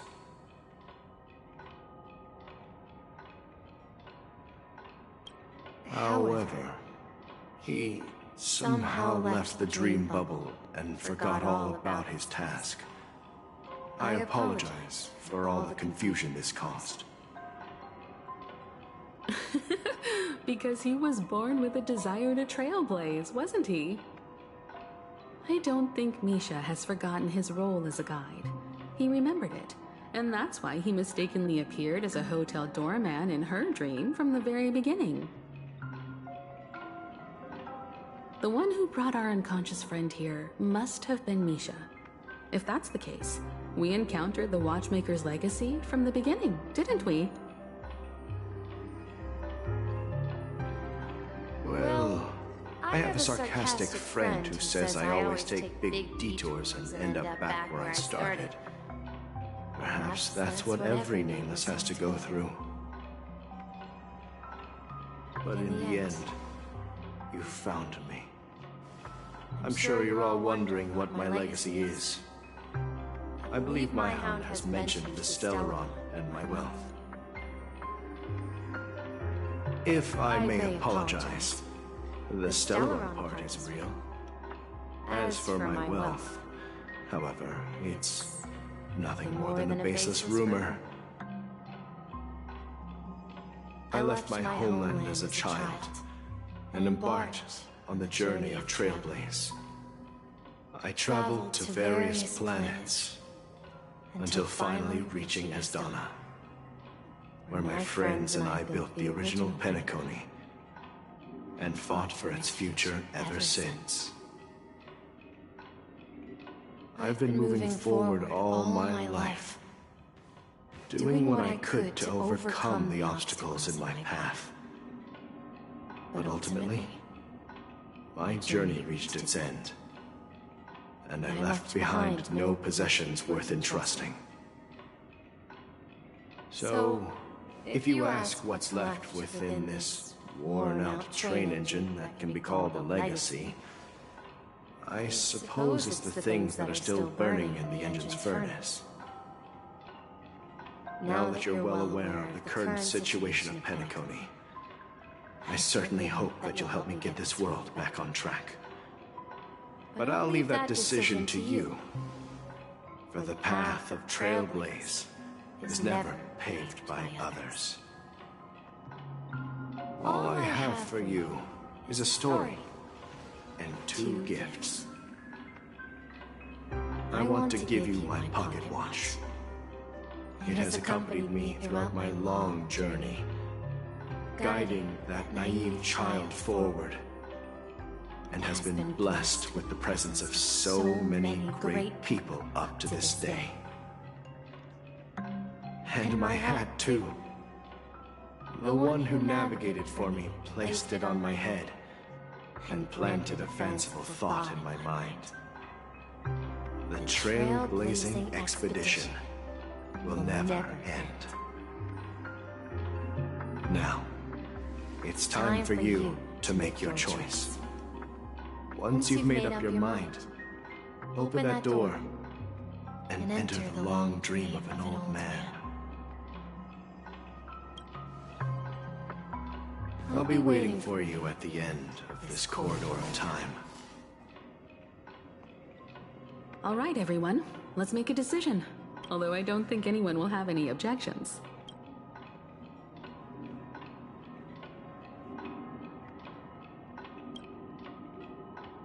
Of course. We've come this far. Surely there's no other option than moving forward. In that case, it's unanimous. Then let's proceed together to the end of this stream and tell Mikhail.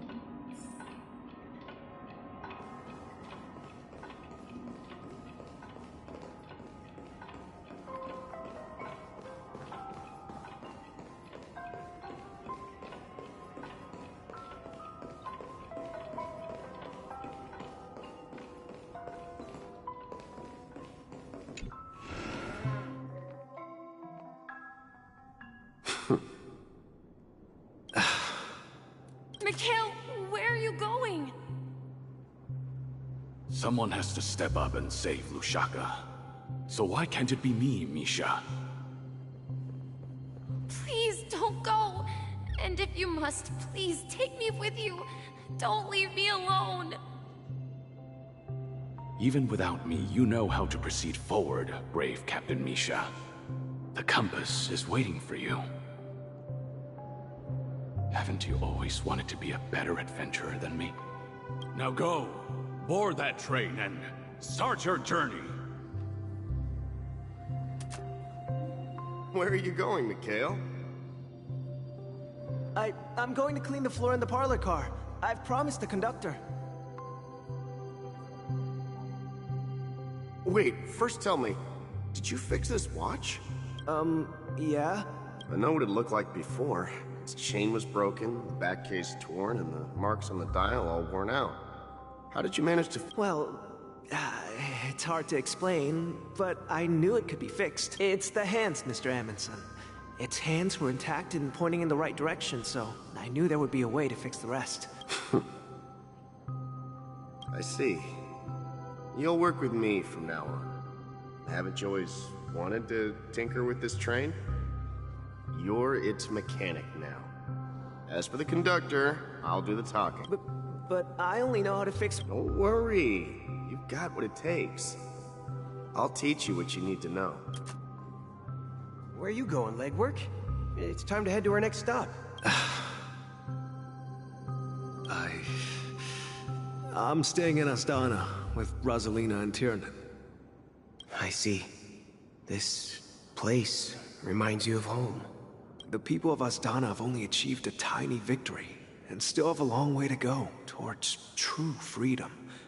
Hanunu needs us.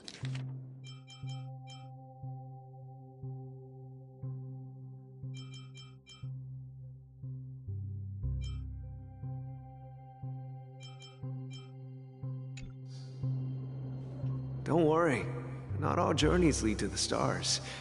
Even if I leave the Express, our path of trailblaze... Yeah.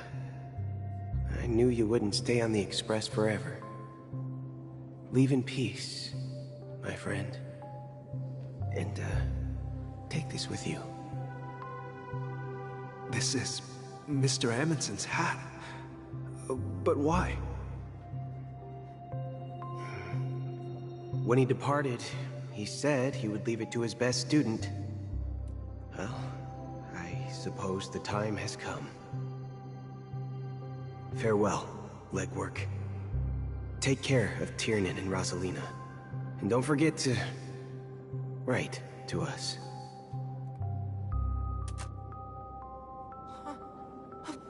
Where are you going, Watchmaker? Don't worry, Micah. Just going on a little trip. Someone has to be at the forefront of the interstellar frontier, and I'm the only former Nameless in Penacony. So why can't it be me? Because you're all we have! Have you forgotten about Tiernan? The cosmos is way more dangerous now. What will happen? But what will happen to Penacony if we don't find a way out? Tiernan. How could I ever forget him? I've spent countless sleepless nights asking myself why I didn't go with him. We Nameless won't stop. Don't worry, Micah. It's just a matter of getting back to my old profession. Just wait for me to come back.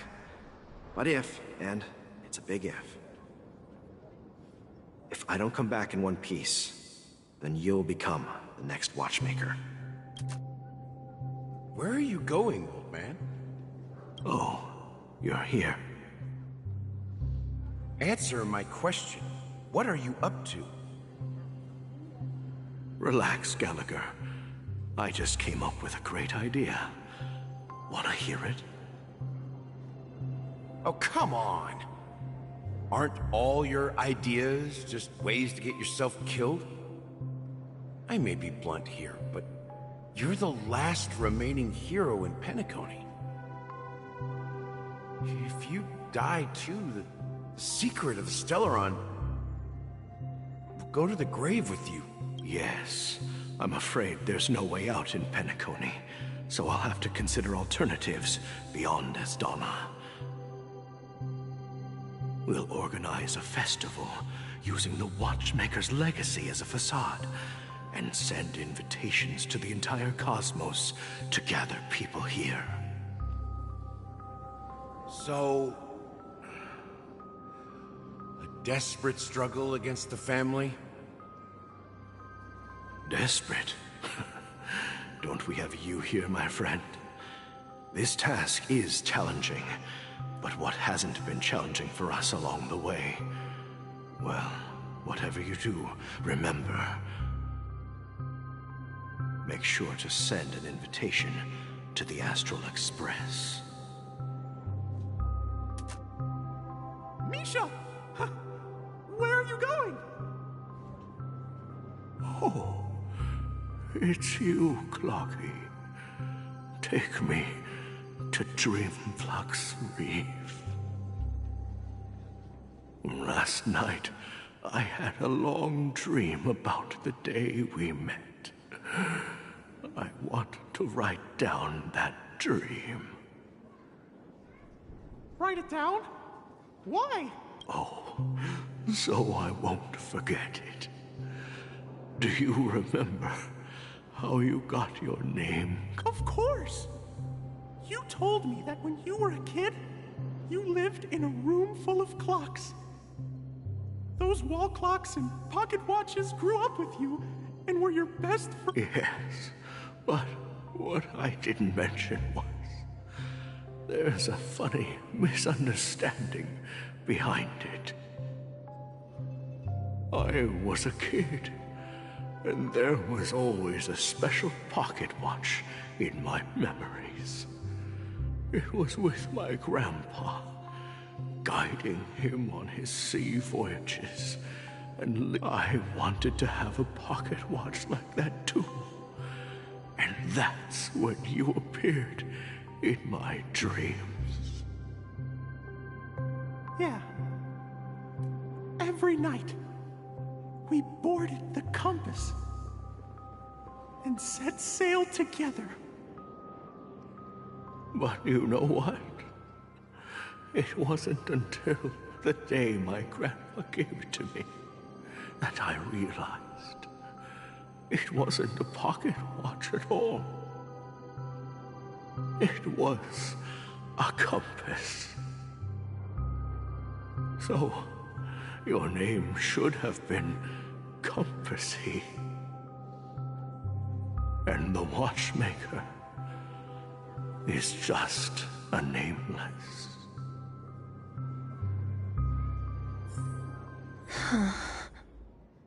We've arrived at Dreamflux Reef. So, where to next? You know, Clocky, I don't think I'll be going anywhere else.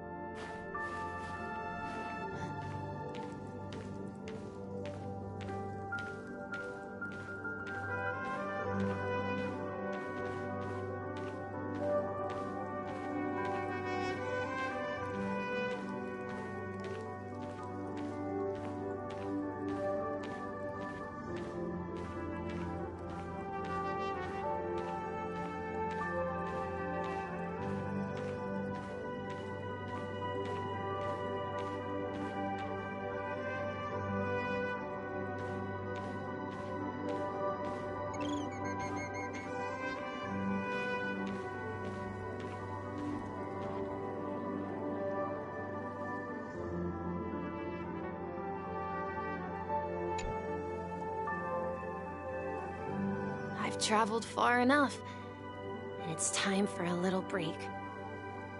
Oh. So, we'll set out again. When you're rested? No, I'll stay here. And then, this is where it ends. This is... where it ends? What do you mean, Misha? You told me that the trailblazing expedition would never end. Yeah, that's what I said. So now, it's up to you to decide your next destination. My next destination? What's that supposed to be? I've been following you. Misha? You're acting weird today. If you're feeling down, we can just do what we usually do. With the clockwork. No, I'm not feeling down. As for clockwork, yeah, it resolves all problems in this dream. So, do you know what clockwork actually is? I'm not quite sure. Well, everyone gets lost at times. They may hesitate and doubt which way to go. That happens in this dreamscape, and beyond. But don't worry. Everyone goes through moments of uncertainty and hesitation. Eventually, they gather the courage to make bold decisions. Whether it's calming, happy, angry, or sad, all they need is a little nudge to take that step toward where they truly belong.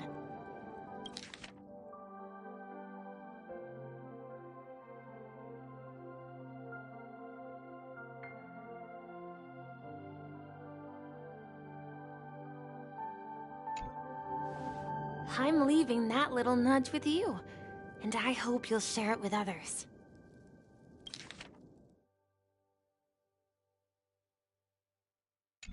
Such is the essence of clockwork. The will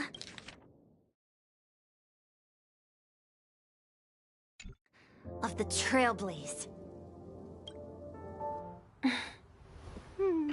Clocky's hands spin around non-stop, indicating confusion, frustration, and weakness. But ultimately, people still need to move forward. Just like your hands, always pointing ahead. This is where my journey ends. From now on, it is your path to walk. Trailblazing means taking paths your predecessors forswore and venturing even further. The Penacony in Mikhail's dreams does not belong to Order.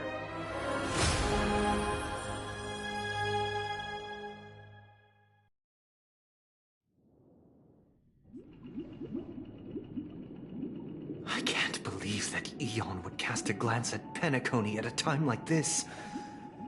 Is it because of the resonance from the legacy of the Trailblaze? Or perhaps the bond between you is so strong that it even impresses an Eon? Well, there might be another possibility.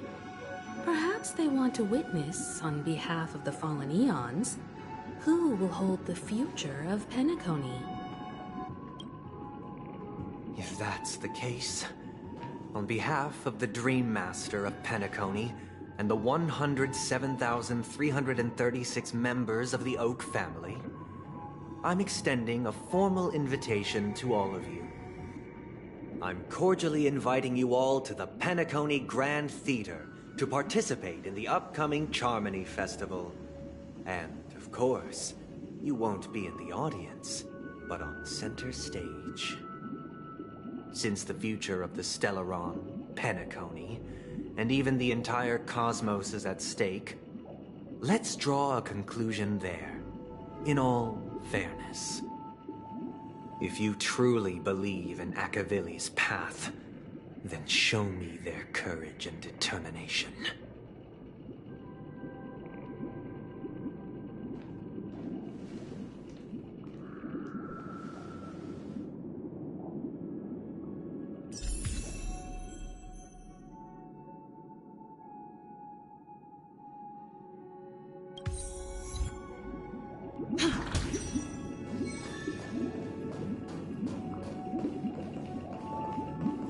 Does that mean he wants to fight us during the Charmony Festival? I'm afraid so. This is weird. Aren't Arc villains usually plotting some dirty conspiracy in the end? But he actually said something like, "in all fairness." Could it— Well, in my opinion, Sunday is deeply committed to his own philosophy and genuinely wants to prove that the Order is right. I sensed a strong conviction and a desire for dominance in him. Maybe he won't accept the outcome unless he wins fair and square. That's why he'll give it his all in the upcoming battle.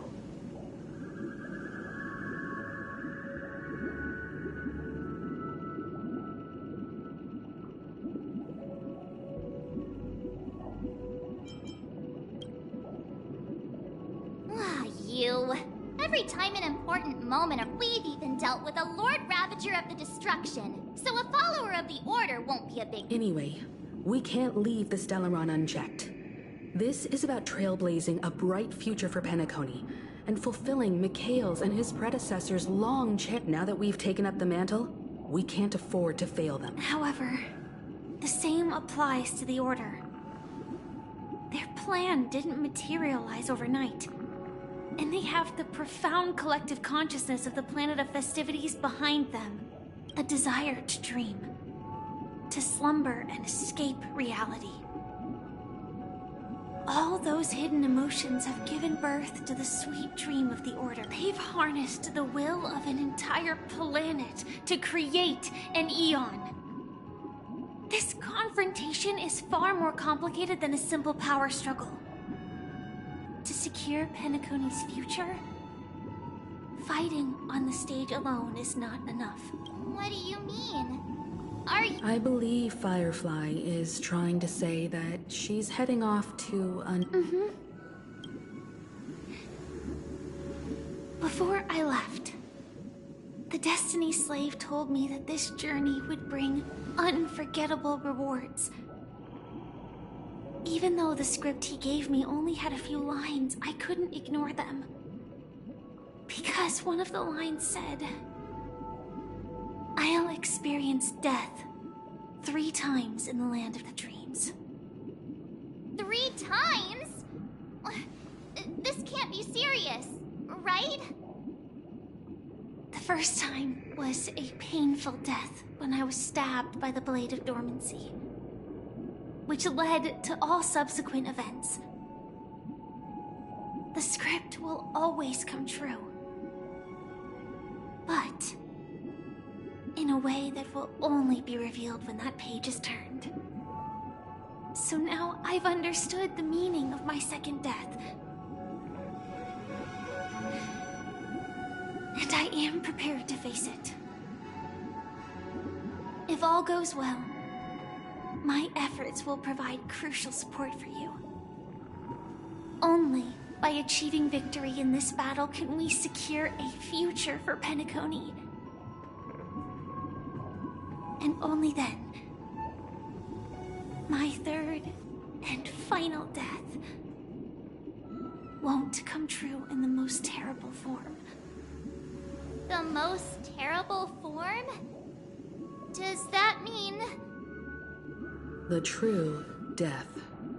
Where everyone in Penacony loses themselves completely in the eternal sweet dream of the Order. We must do everything we can to prevent that. Have you made up your mind, Firefly? Yes. Otherwise, I wouldn't be here. Thank you again for your assistance for the Astral Express. May we meet again, in reality. Yeah. Farewell, everyone. May your trailblazing expedition never end.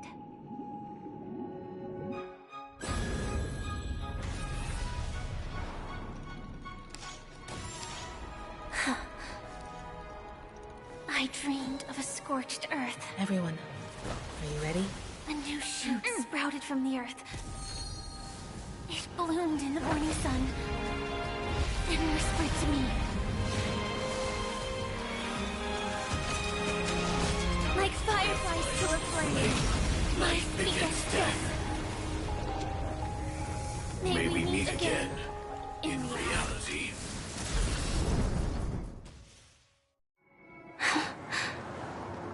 After today, Japella's name will disappear from cosmic history, and the Everflame Mansion will take its place.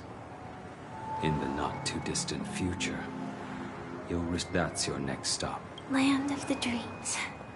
I hope you find whatever you seek there. Be it answers, or selfie. You mean my 3 deaths? Silverwolf told me about it. It's such a shame that it's not part of my script. Well, I want to live. I'm never afraid of death. The opposite of death is eternal life, and that's something I'll never do. People die, and I am no exception. Death is like a script, a fate. fate that cannot be defied. We have to choose where we want to rest forever.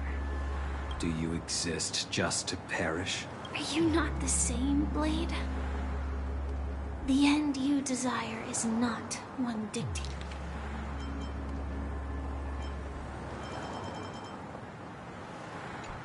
by others. If I were to die now, I would only be a weapon. I believe I should die, though its definition escapes me. Isn't this the answer that ordinary people look for their whole lives? A name that can be carved onto their tombstone. The tombstone that belongs to me once bore the inscription, Glamoth's Iron Cavalry. Then it changed to Stellaron Hunter.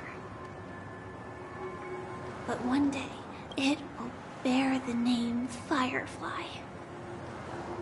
And all the brilliance she showed at the end of her life.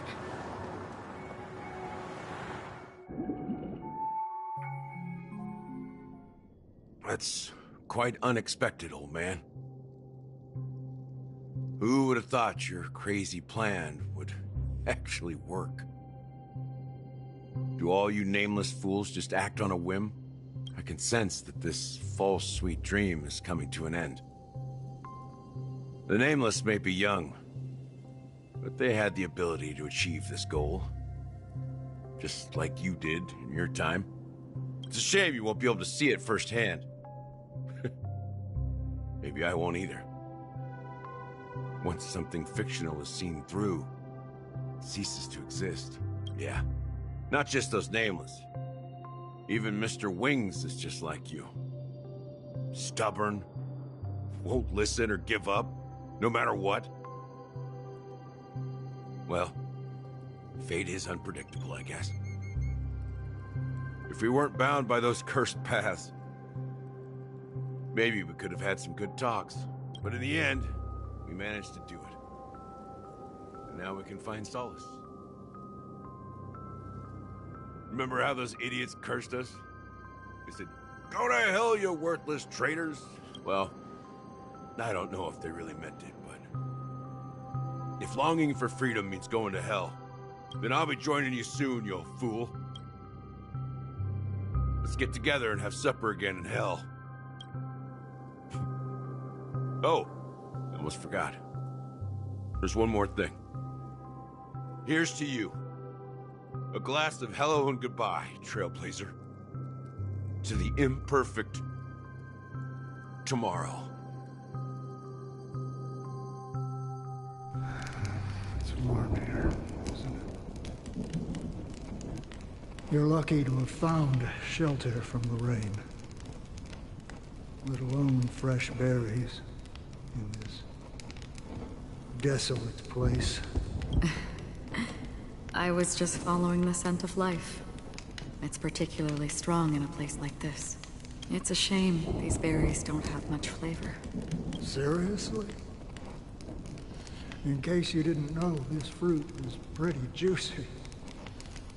The only downside is that when you chew it, it becomes extremely spicy. Have you lost your sense of taste? I can still taste certain things, like a faint sweetness. Before coming here, I stopped by a place called Orkron. It had barren cliffs and nights lit by bonfires. Burgundy snow would fall from the sky, and when it landed on my tongue, it tasted like raspberries. The flavor wasn't exactly sweet, but it left a lasting impression. When I think back on my past, I realize that what's tying everything together isn't the big events, but rather these small yet unforgettable moments. Don't worry about it.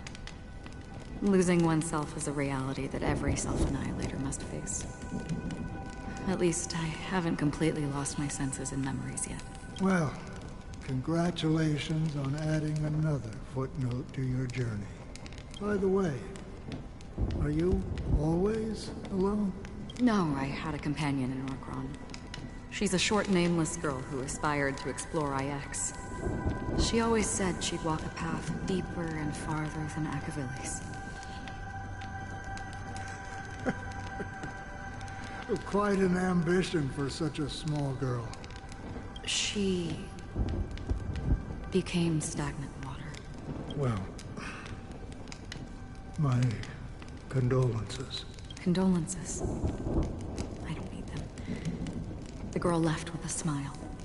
She never regretted her choice and most definitely wanted me to say goodbye with a smile. So, that's what I did.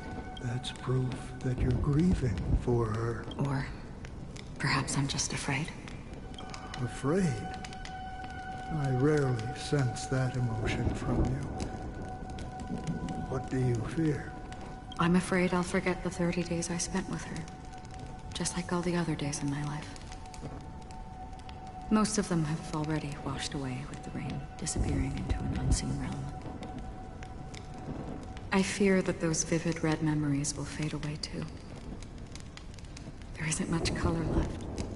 And besides this faint, warm red, there's almost nothing. Hard to imagine.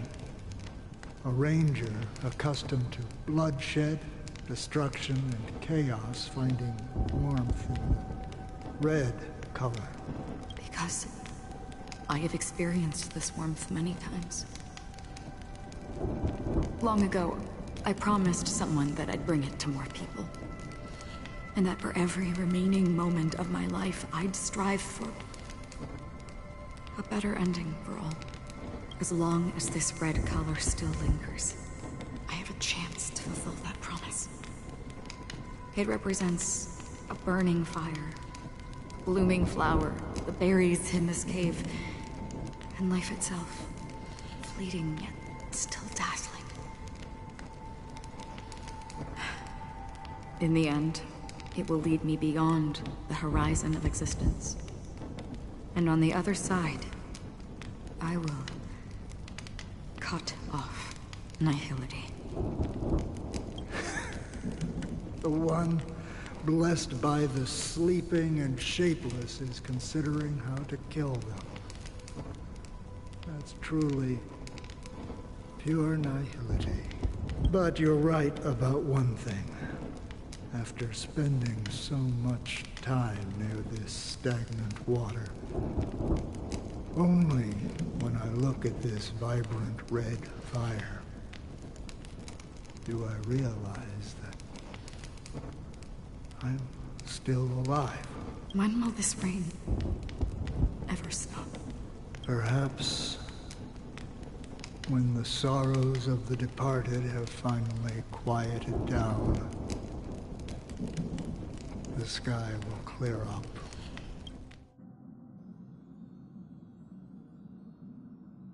Have you heard of a planet named Biari Scamandros, Dan Heng? It's one of the paradises under the influence of the Harmony, a sought-after wonderland for the inhabitants of the Dardanu major and minor systems. Half an Amber Era ago, the family held an unprecedented festival there. And after that, everyone on the planet became part of the family.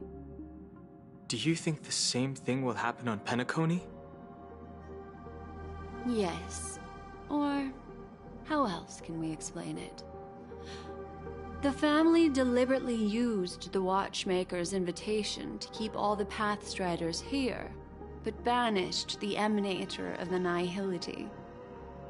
Because of the Nihility, I'm rarely affected by the power of other paths, but somehow I can unconsciously infiltrate them. Maybe that's the risk they're trying to avoid. I would disagree. Biari Scamandros is not part of the credit system or connected to the Silver Rail. It's nothing more than a remote civilization sheltered by the Harmony. But Penacony is different. If the family messes with Penacony, that would be like declaring war on almost half of the factions in the cosmos. They have no reason to do that. No, they don't. If they truly serve the Harmony, that is. What do you mean? The path in Penacony is impure. The Harmony here has impurities. Do you remember the Ancient Swarm disaster? Tazerond, the propagation, brought endless havoc to the universe, and it eventually evolved into a fierce battle among all eons. 2 paths lost their eons in that war, the propagation and the Order. Coincidentally, their downfall is related to a certain eon. Xipe, the Harmony. Legend has it that they participated in the crusade against the Imperator Insectorum, and devoured Anna the Order for unknown reasons. Holy forgaroni. So you're saying that the 2 leaderless paths are working behind the scenes? But I don't see any descendants of the propagation in Penacony. Could it be that the remnants of Beyond the Sky Choir are hiding within the family, trying to resurrect a fallen eon? I can't say for sure, but they're definitely planning something for the Charmony Festival.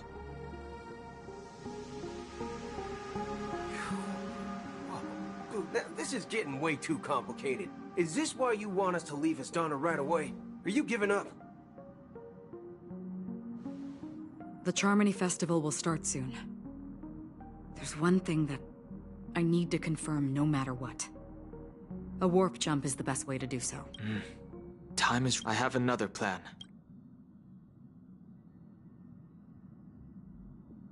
Hold on. Are you thinking of using the Jade Abacus of Allying Oath? Exactly. The assistance from the Luofu Cloud Knights would be enough. Think it over carefully. You can only use that once in your lifetime. I have considered it thoroughly. My companions are... they're also once-in-a-lifetime treasures.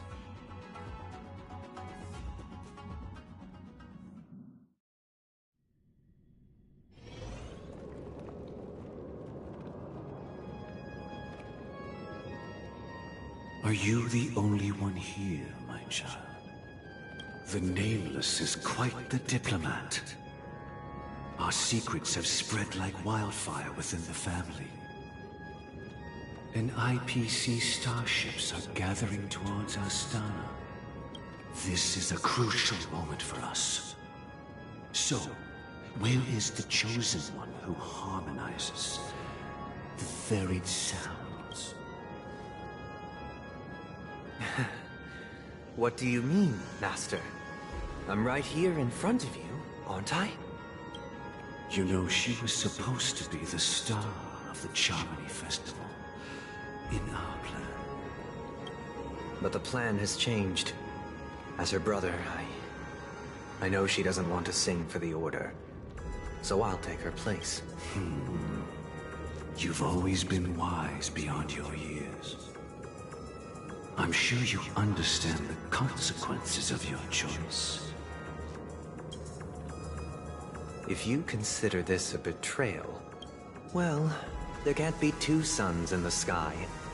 I'll step up and take down the other sun if necessary. Do you believe in karma? If karma exists, then everyone has their own karma. You have yours, and I have mine. And my karma has nothing to do with you, Mr. Gopherwood.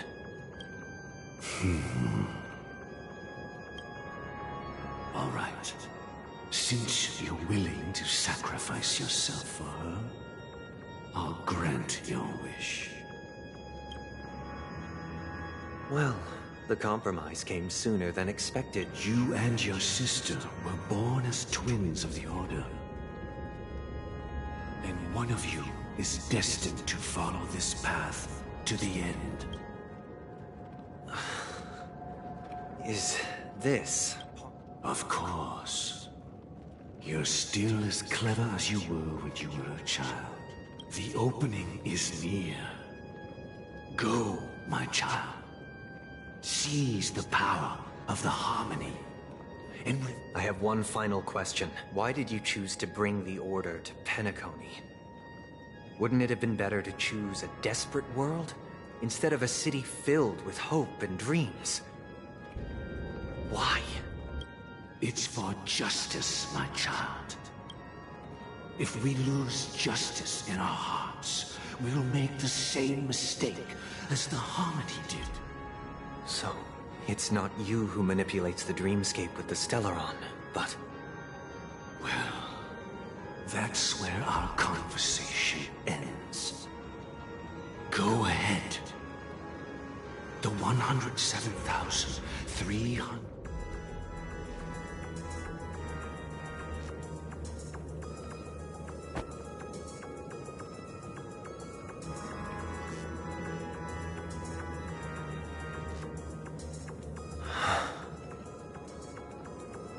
I shall ascend to the heavens, becoming the scorching sun, bathed in my light. My people shall flourish, while all evil shall be eradicated. This is the interior of the Penacony Grand Theater. It's quite exhilarating to be flushed into the air by Soulglad. But why is the venue still closed when the Charmony Festival is about to start? And not only that, the entire theater is eerily quiet. No audience, no staff, no one around.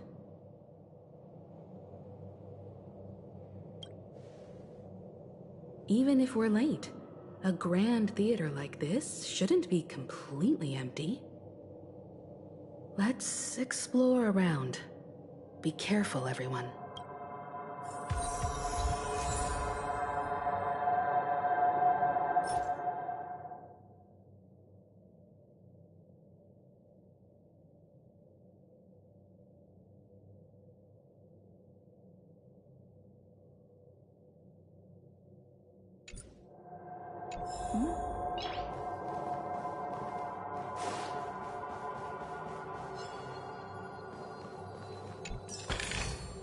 Is that all?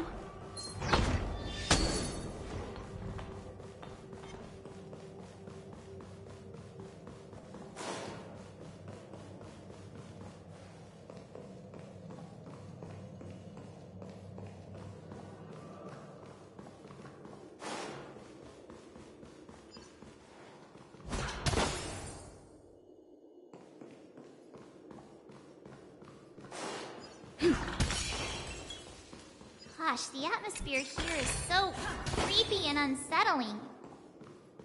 Even if there's no audience yet, there should be some staff around. Why is it so silent?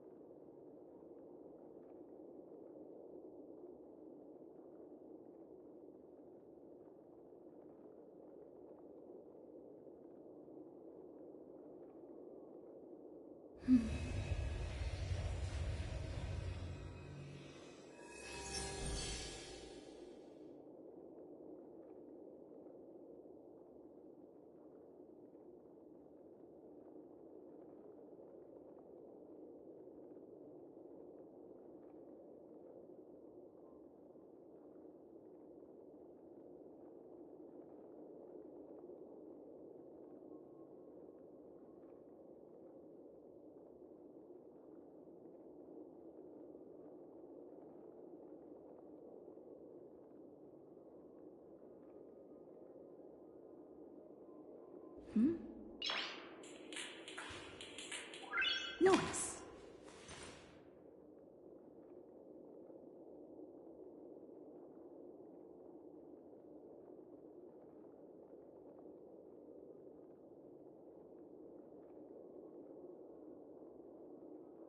Noise.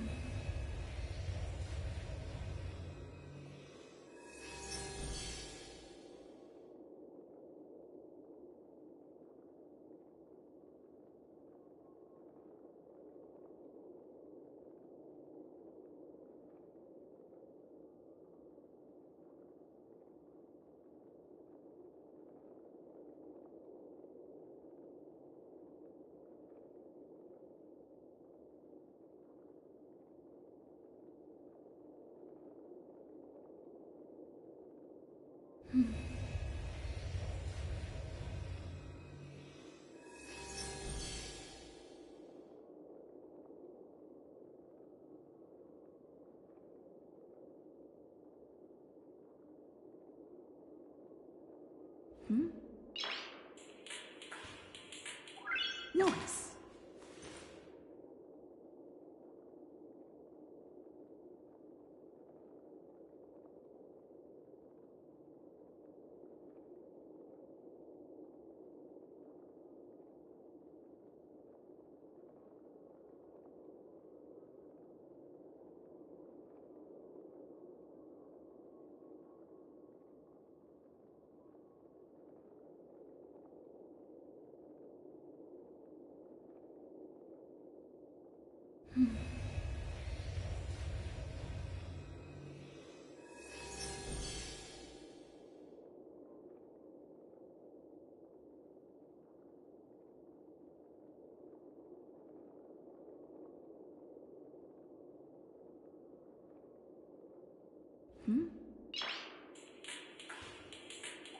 Noise.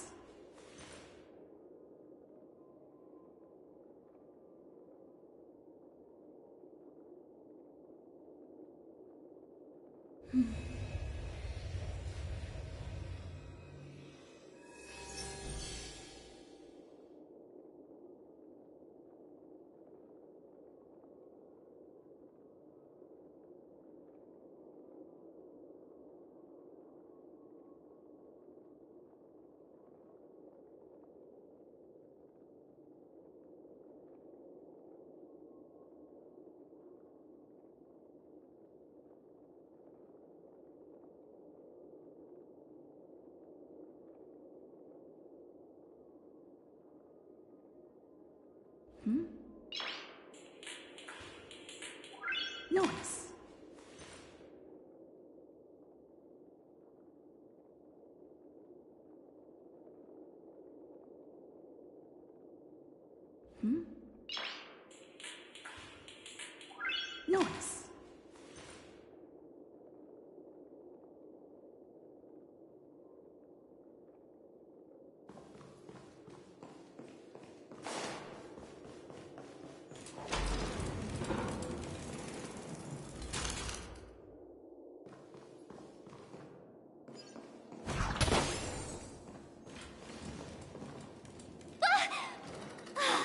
Yikes! They scared the life out of me!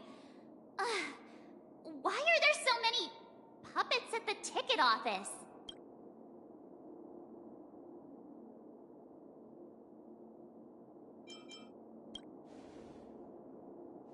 What?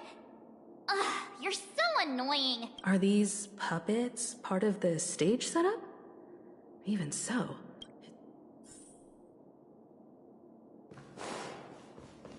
I'm seriously scared they might start moving. Let's just leave.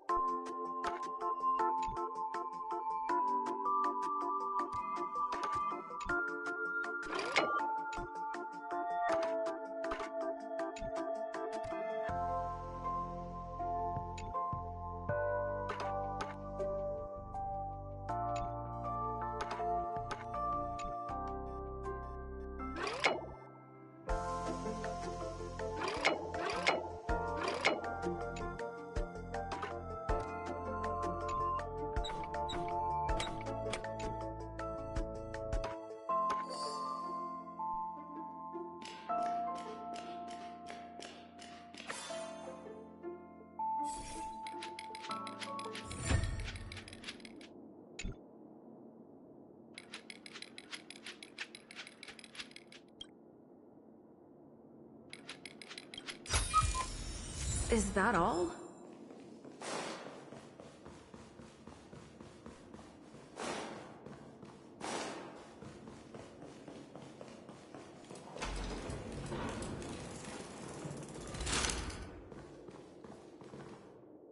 Something feels off. There's no other grand theater in the dream. So Sunday's messing with us? He said we'd have a final showdown on the stage, but... My apologies for the delay, March 7th.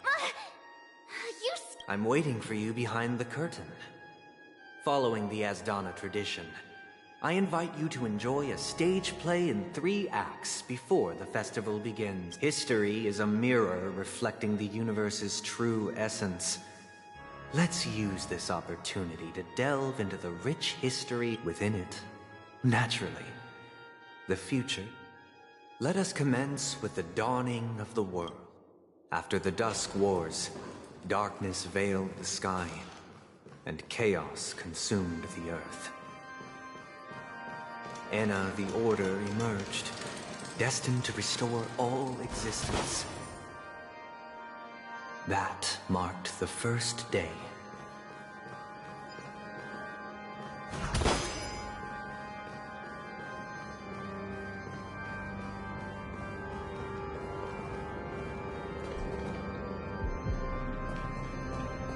They gathered nebulae and forged them into picks, thus creating a grand lyre with black and white keys. Strike the white keys, and the sun rose. Strike the black keys, and the moon rose. And so, the cycle of day and night arose. That marked the second day.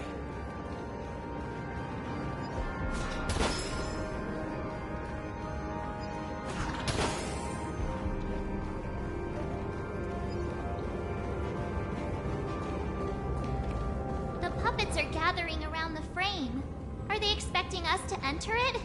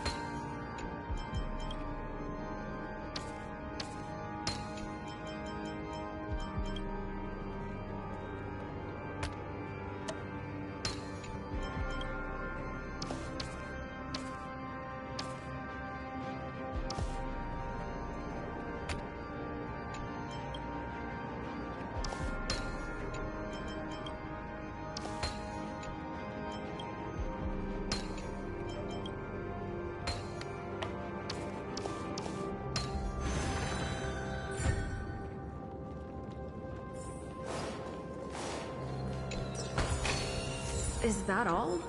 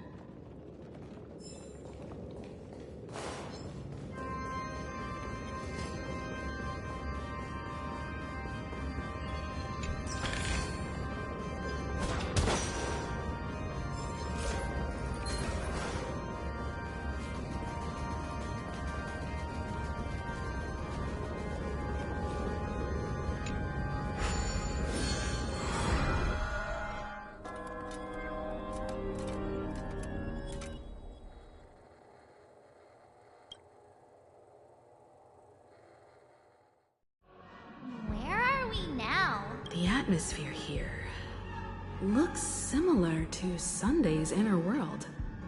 Perhaps this act is named Ode to Prisoner. Given the atmosphere here, I believe it's about I thought things were finally looking up as I managed to dodge prison during my recent trailblazing expeditions, but... I genuinely wish to avoid a violent clash with my esteemed guests from afar. Therefore, I've arranged 3 acts before the situation becomes irreparable. Where shall we start our narrative? Well, let's start with the time when Penacony was still a frontier prison. Looks good.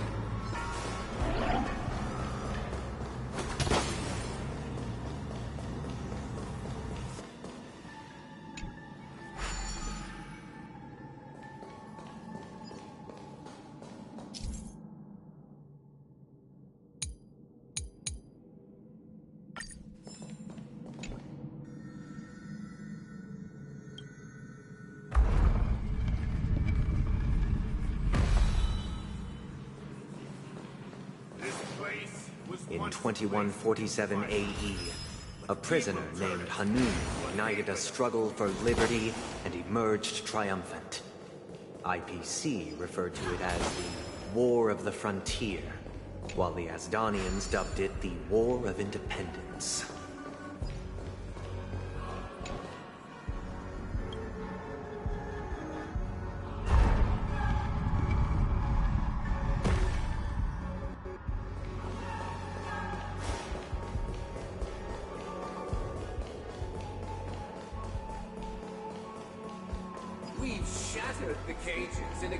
It's true that Hanunu was a legendary hero, but it must be acknowledged that while he bestowed freedom upon the prisoners, he didn't grant them true liberation.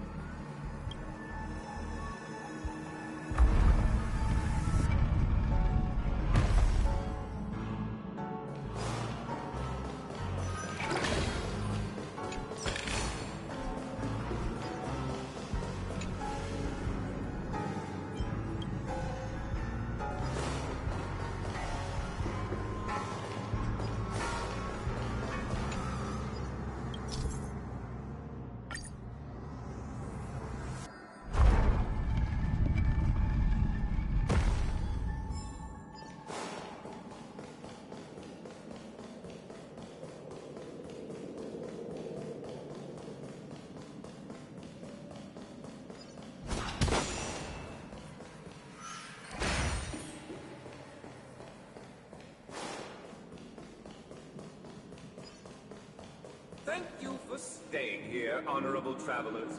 The 3 nameless stayed on the planet, endeavoring to spread the tenets of Trailblaze throughout the frontier prison. Alas, their efforts proved futile.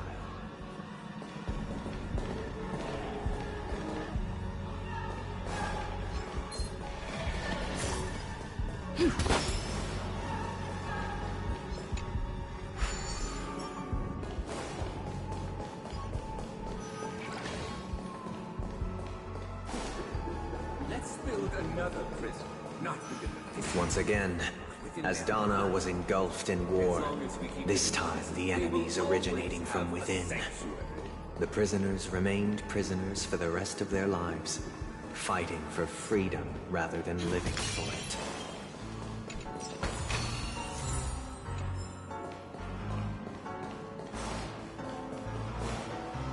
I hope you like this land of freedom. As you can see, their sentences have long ended, and the IPC guards have long been expelled. Yet, these prisoners remain enslaved, not by external. Freedom permeates every corner, except fragile souls. It gives solid. Prisoners, this is my order. Learn the essence of freedom, and teach your fellow prisoners to... Why don't we have to fight while enjoying the show? For I desire not only your enjoyment, but also your assistance in its completion.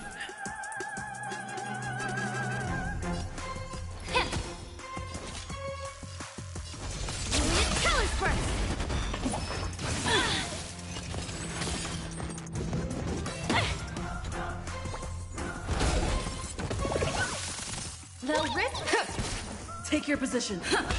May the Faust... Yeah. No one can restrain you anymore. You... Thus concludes the first act. Amidst a raging war, the frontier prison headed toward becoming Land of the Exile. This must be how Penacony was constructed. With the aid of outsiders, the prisoners were finally liberated and established the Land of the Exile. However, it appears that Sunday aims to convey the spiritual plight of the prisoners more than the physical aspect. This show is a bit too literary for my taste. But the battle part is quite easy to understand. These puppets, where are they guiding us this time? They transmuted streams of stars into inked nibs, creating symbols to be pronounced and counted. They molded stardust into flowing rivers, assigning the righteous upstream and the unjust downstream. Thus, all things were marked, and the world learned to discern between good and evil. That marked the third and fourth days.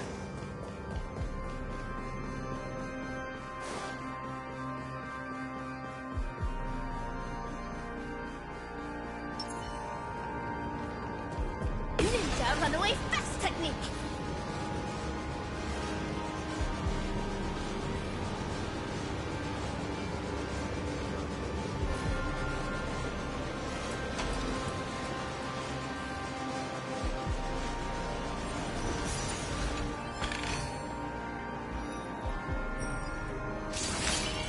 Ninja runaway fast technique!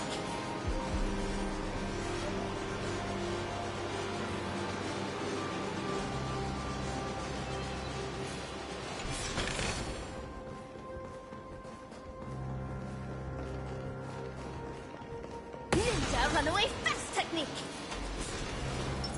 Incense ascends, entwined with ethereal clouds. Look! Another frame! Refreshed and invigorated.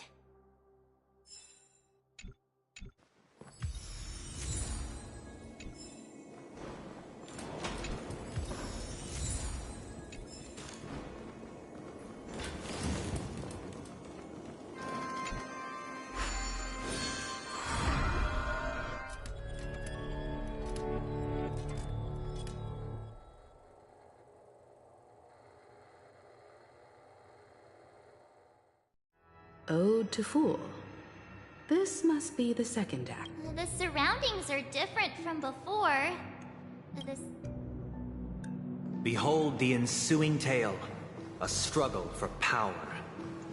Penacony witnessed the ascent of the 7 major lineages: tree, grass, flower, bird, beast, fruit, and insect. Peace never truly graced Land of the Exiles. The history in this era is rich and intricate, so please... Get it together. Steady. Rhythm get messed up. Let's improvise. May the foul stench dissipate quickly. Time to cleanse the filth.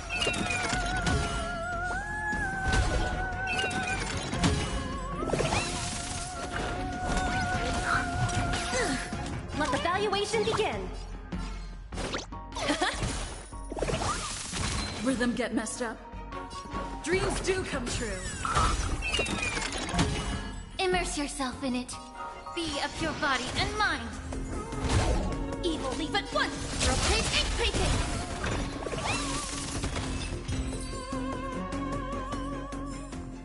This aroma is much better.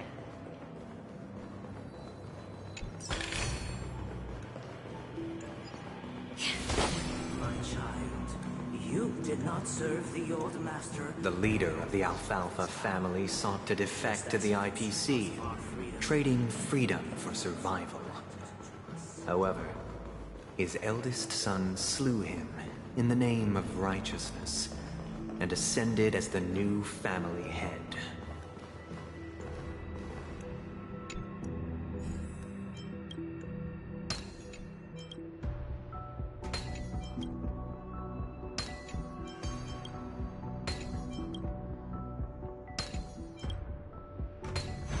Solving a puzzle is like making incense. The smallest of differences can cause the largest changes.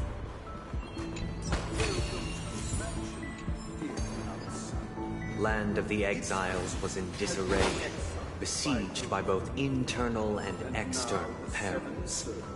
Though the 7 major lineages appeared united on the surface, each harbored their own ambitions, leading to ceaseless conflict.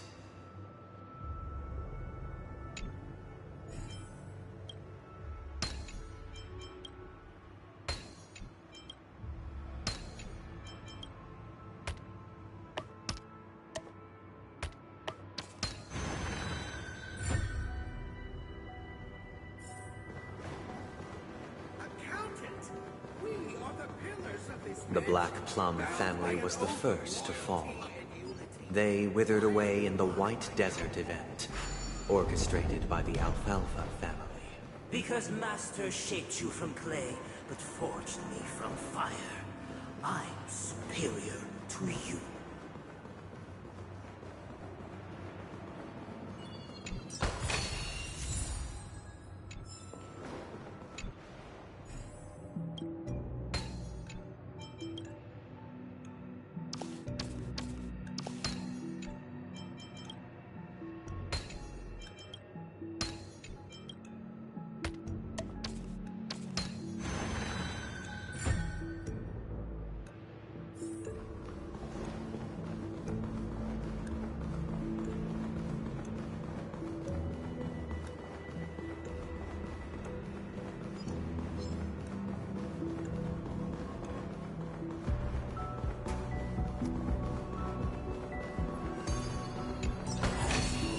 Breathe out the old and inhale the new.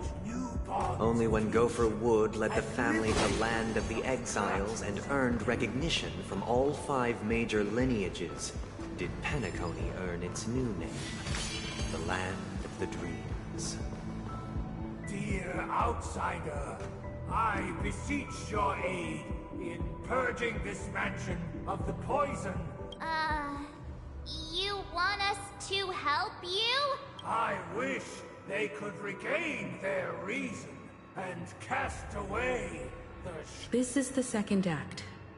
Looks like it's about Penacony's journey to becoming the Land of the Dreams, during which the family plays a But this new master seems like a Perhaps this is the truth Sunday is trying to express, if you read between the lines.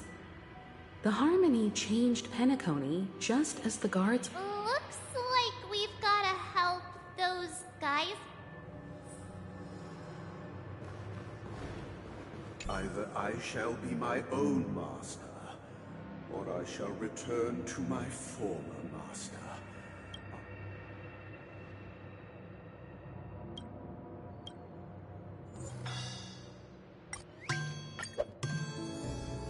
Without a master, who can grant me... Master is no longer here. I thought I'd be free, but I'm not.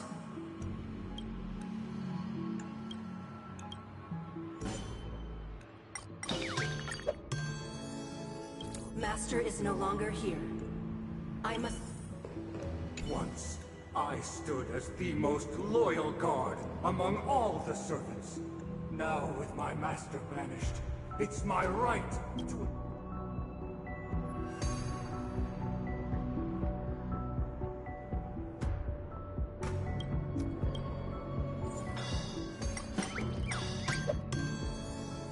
My former master has long departed.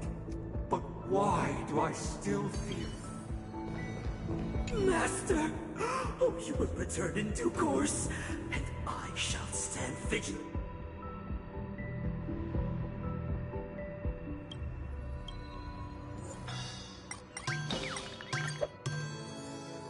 Master, now that you have gone, I shall wait no longer for my In the absence of my master, I am free.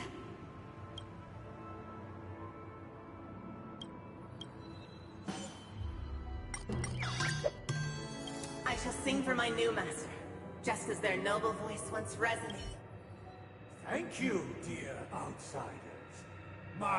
Heed me, one and all. Your former master shall not return. Cast aside the veil. Get ready. Looks like another fight is about to...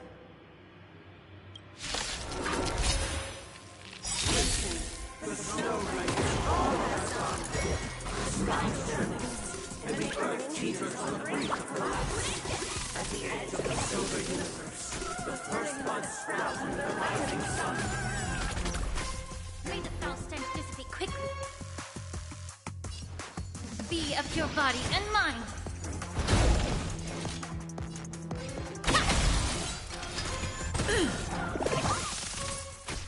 Low risk, high reward. Allow me to purge the root of the problem. Dazzling ninja reporting from Creeping. Take your positions. Dreams do come true.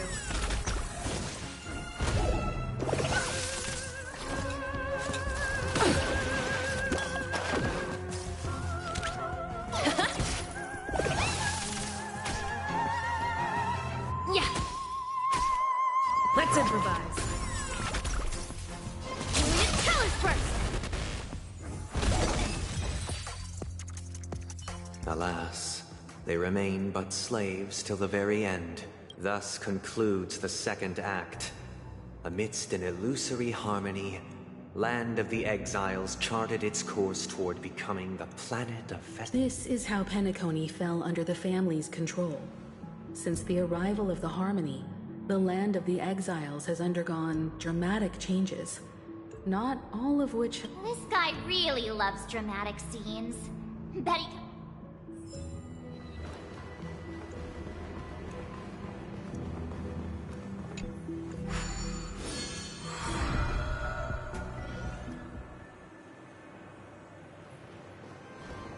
They used the planetary rings to establish the law, forging a code of conduct among the masses. A grand lyre with black and white keys served as an instrument, while symbols of articulation and numerical notation took the form of musical notes.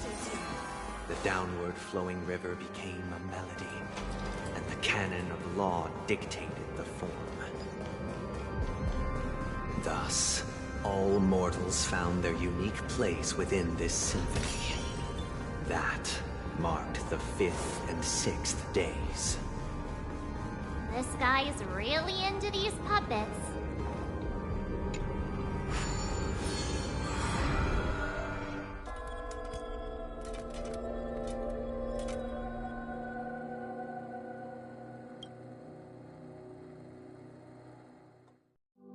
Oh, I get it now.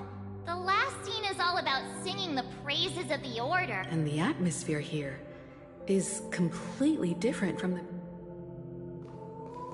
This is the concluding act of this play. I have showcased the past...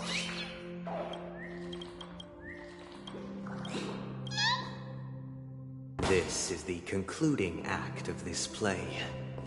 I have showcased the past and present of Penacony, hoping that my desire for change resonates within you. And now, I shall reveal its future to you.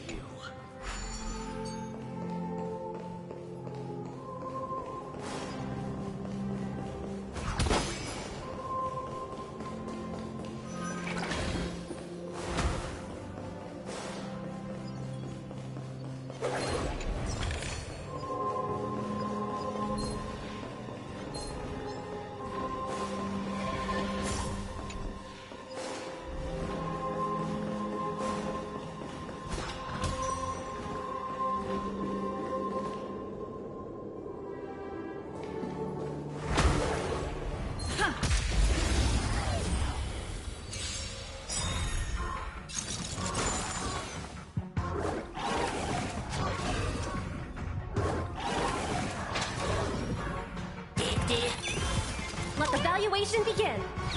Liquidation!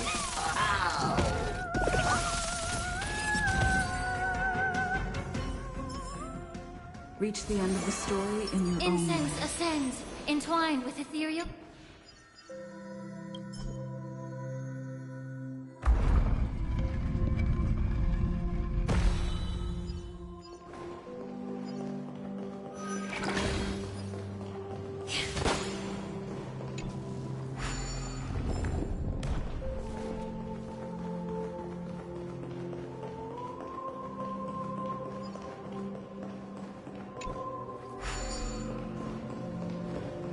Without a king, who shall bear responsibility for the people? The people lack foresight. We will make choices on their behalf and bear responsibility. We shall support one another, protecting and standing against the mighty.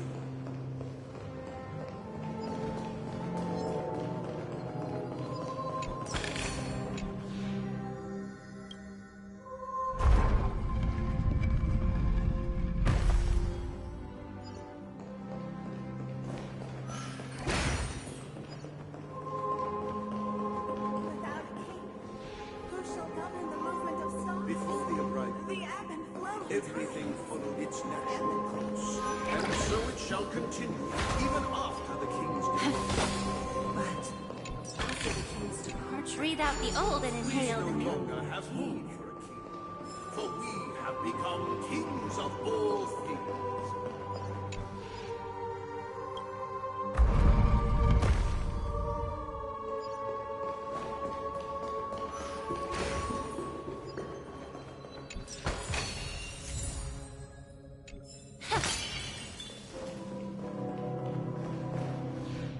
Hey, aren't we supposed to kick off a short story and have a fight here just like we did in the previous acts?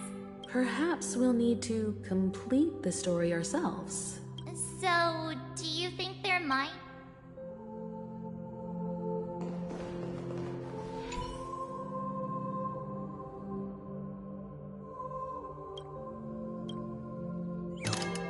We no longer have need for a king, for we have become kings of all things. How did it go? You can't change them? My apologies for my negligence. I forgot to inform you that the final part was... Let our previous king recount it to you. Now it is time. Prepare for battle. Looks like we'll have to fight again. Ascending from the infinite spiral stairways, I traverse towards the future with measured steps. No need to remember or seek my existence. For the contour of my mind shall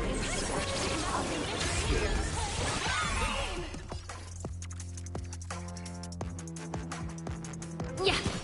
Dazzling Ninja reporting for duty. Unit challenge first! Cosmic Ninja Ninjutsu secret technique, dazzling obliteration! Ha! Please!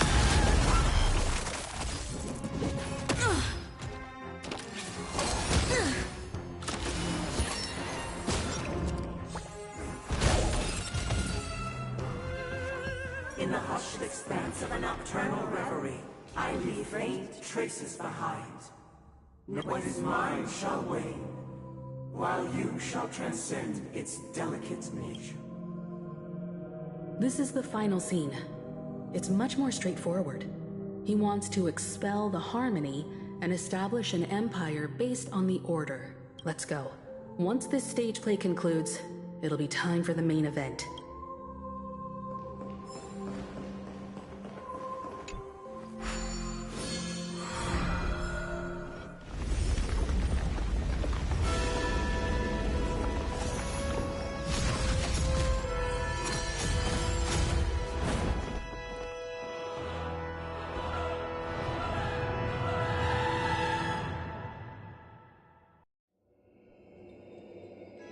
They imbued the world with meaning, perfecting all things in the heavens and on earth. Then, They rested from the labors of creation. Yet, all beings cried out to Enna. Under the banner of the Order, you have defined all things in the cosmos. But this made us realize that we are but puppets in you. Thus, on that day, all beings united and cast the Eon into the... This Grand Theater looks totally different. Is this the power of the Order? Everyone, get ready. This could... Incense ascend. Please stay tuned. Incense ascends.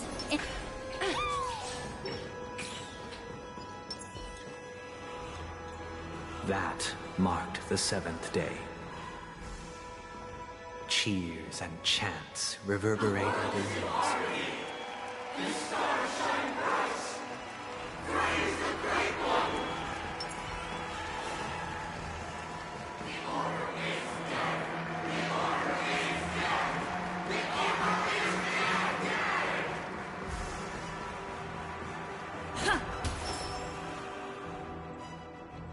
Look, there he is. That concludes everything related to the Order. What are your reflections on this, my dear? Nevertheless, this is but a trivial blip in the annals of galactic history. What truly matters is the course this river shall take in the days to come. You've arrived at the perfect moment. The Charmony Festival is about to commence, and it would be a shame if you were absent for the Harmony's prologue. Allow me to extend my warmest welcome once more. Welcome to Penacony Grand Theater, the very core of the sweet dream, the abode of the Stellaron, and the very place where the future of Penacony shall be determined through conflict.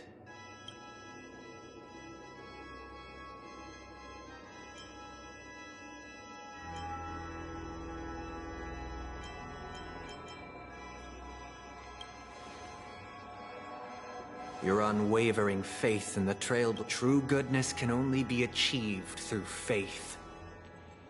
Allow me to point out that falling into a permanent slumber is not happiness, especially when those people are driven by someone else's will. Do you still believe that the Order only seeks to control the universe as their puppet? No matter how perfect your vision of paradise may be, a cage remains a cage. People will never achieve true happiness in a world like that. They would just be toys for the Eon. It seems you have misunderstood my intentions. Allow me to clarify. My desire is not to resurrect a fallen Eon, or become one myself. My sole objective is to create a paradise free from Eons, where the Order ensures the dignity and happiness of all humanity. A paradise exclusive to us human beings. That's not the case. If people are to live with dignity, there must be nothing and no one above them. In your so-called paradise, you would be the one reigning supreme. Looks like we won't be able to convince each other. Now that our conflict has been destined, let's unveil our paths and reveal to the universe that... However, before the prelude to the future begins, please take a moment to ponder the question. Is darkness equal to daylight? Are sinners equal to the righteous? If you are born weak, which god should you turn to for solace?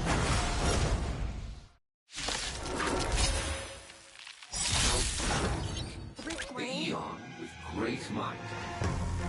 Under the banner you have to find all things in the cosmos.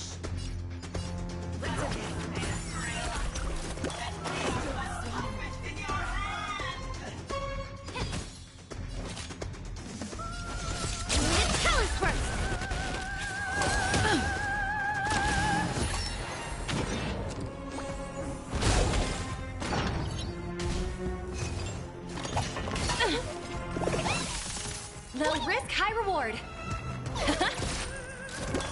Useless.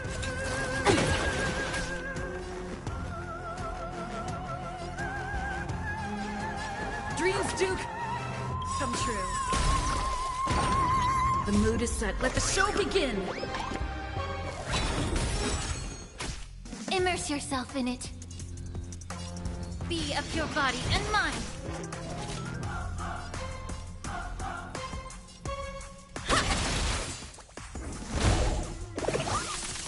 Easy, Numby. Go, Numby!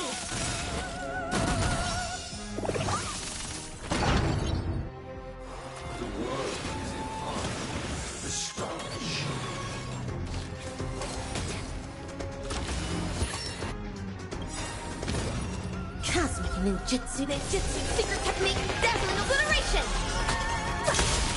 Please! Allow me to purge the root of the problem. Yeah. Mask. Please! I already know your decision. I now permit you to gaze into the sun. On these 107,336 stones, the almighty and powerful springs of harmony are at my disposal! Supreme Tuner! Harmonious Choir! Dominicus!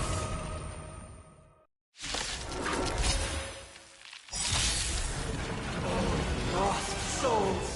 Come and meet your master! The embodiment of the harmony? So the true purpose of the Charmony Festival is to usurp it? Smash them up, Numby!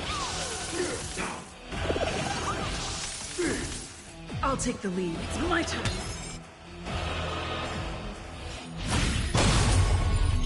How about we dissipate that both body and mind must be pure? The market is unpredictable. Ah! Right! Investing in victory means playing the long game! Dazzling Ninja, here to your colors burst!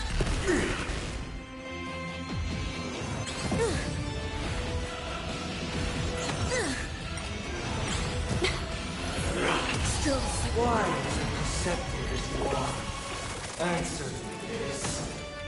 Why could the harmony and the order merge into one? Now noisy. I'll take the lead.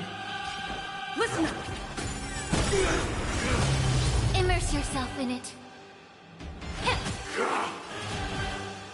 Let's play our own. Let the show begin.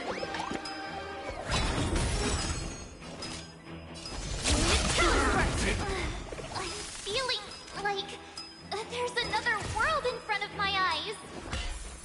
It's the power of tuning. Don't let the song distract you. The time has come. Creation will be reborn from the remains of the gods. Dan Heng?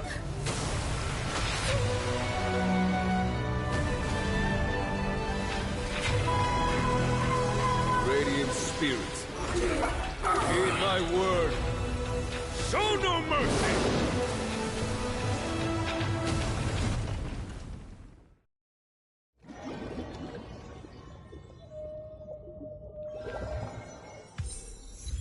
Wake up. Hey, wake up! The sun's frying your... Are you alright? Can you... It does? Well, looks like your mind's still in one piece. If you're able to remember such details. It's a long story. Simply put, Dan Heng used the Jade Abacus of Allying Oath when we were in the middle of a fierce battle, and summoned the... And then we returned to reality. Look, this is your room. Everyone else has also returned from the dreamscape. Himeko and the rest are at the lobby discussing matters with the General. And now that you're awake, we should tell the... Not going to come chat with me, sleepyhead. That voice... Is that Black Swan?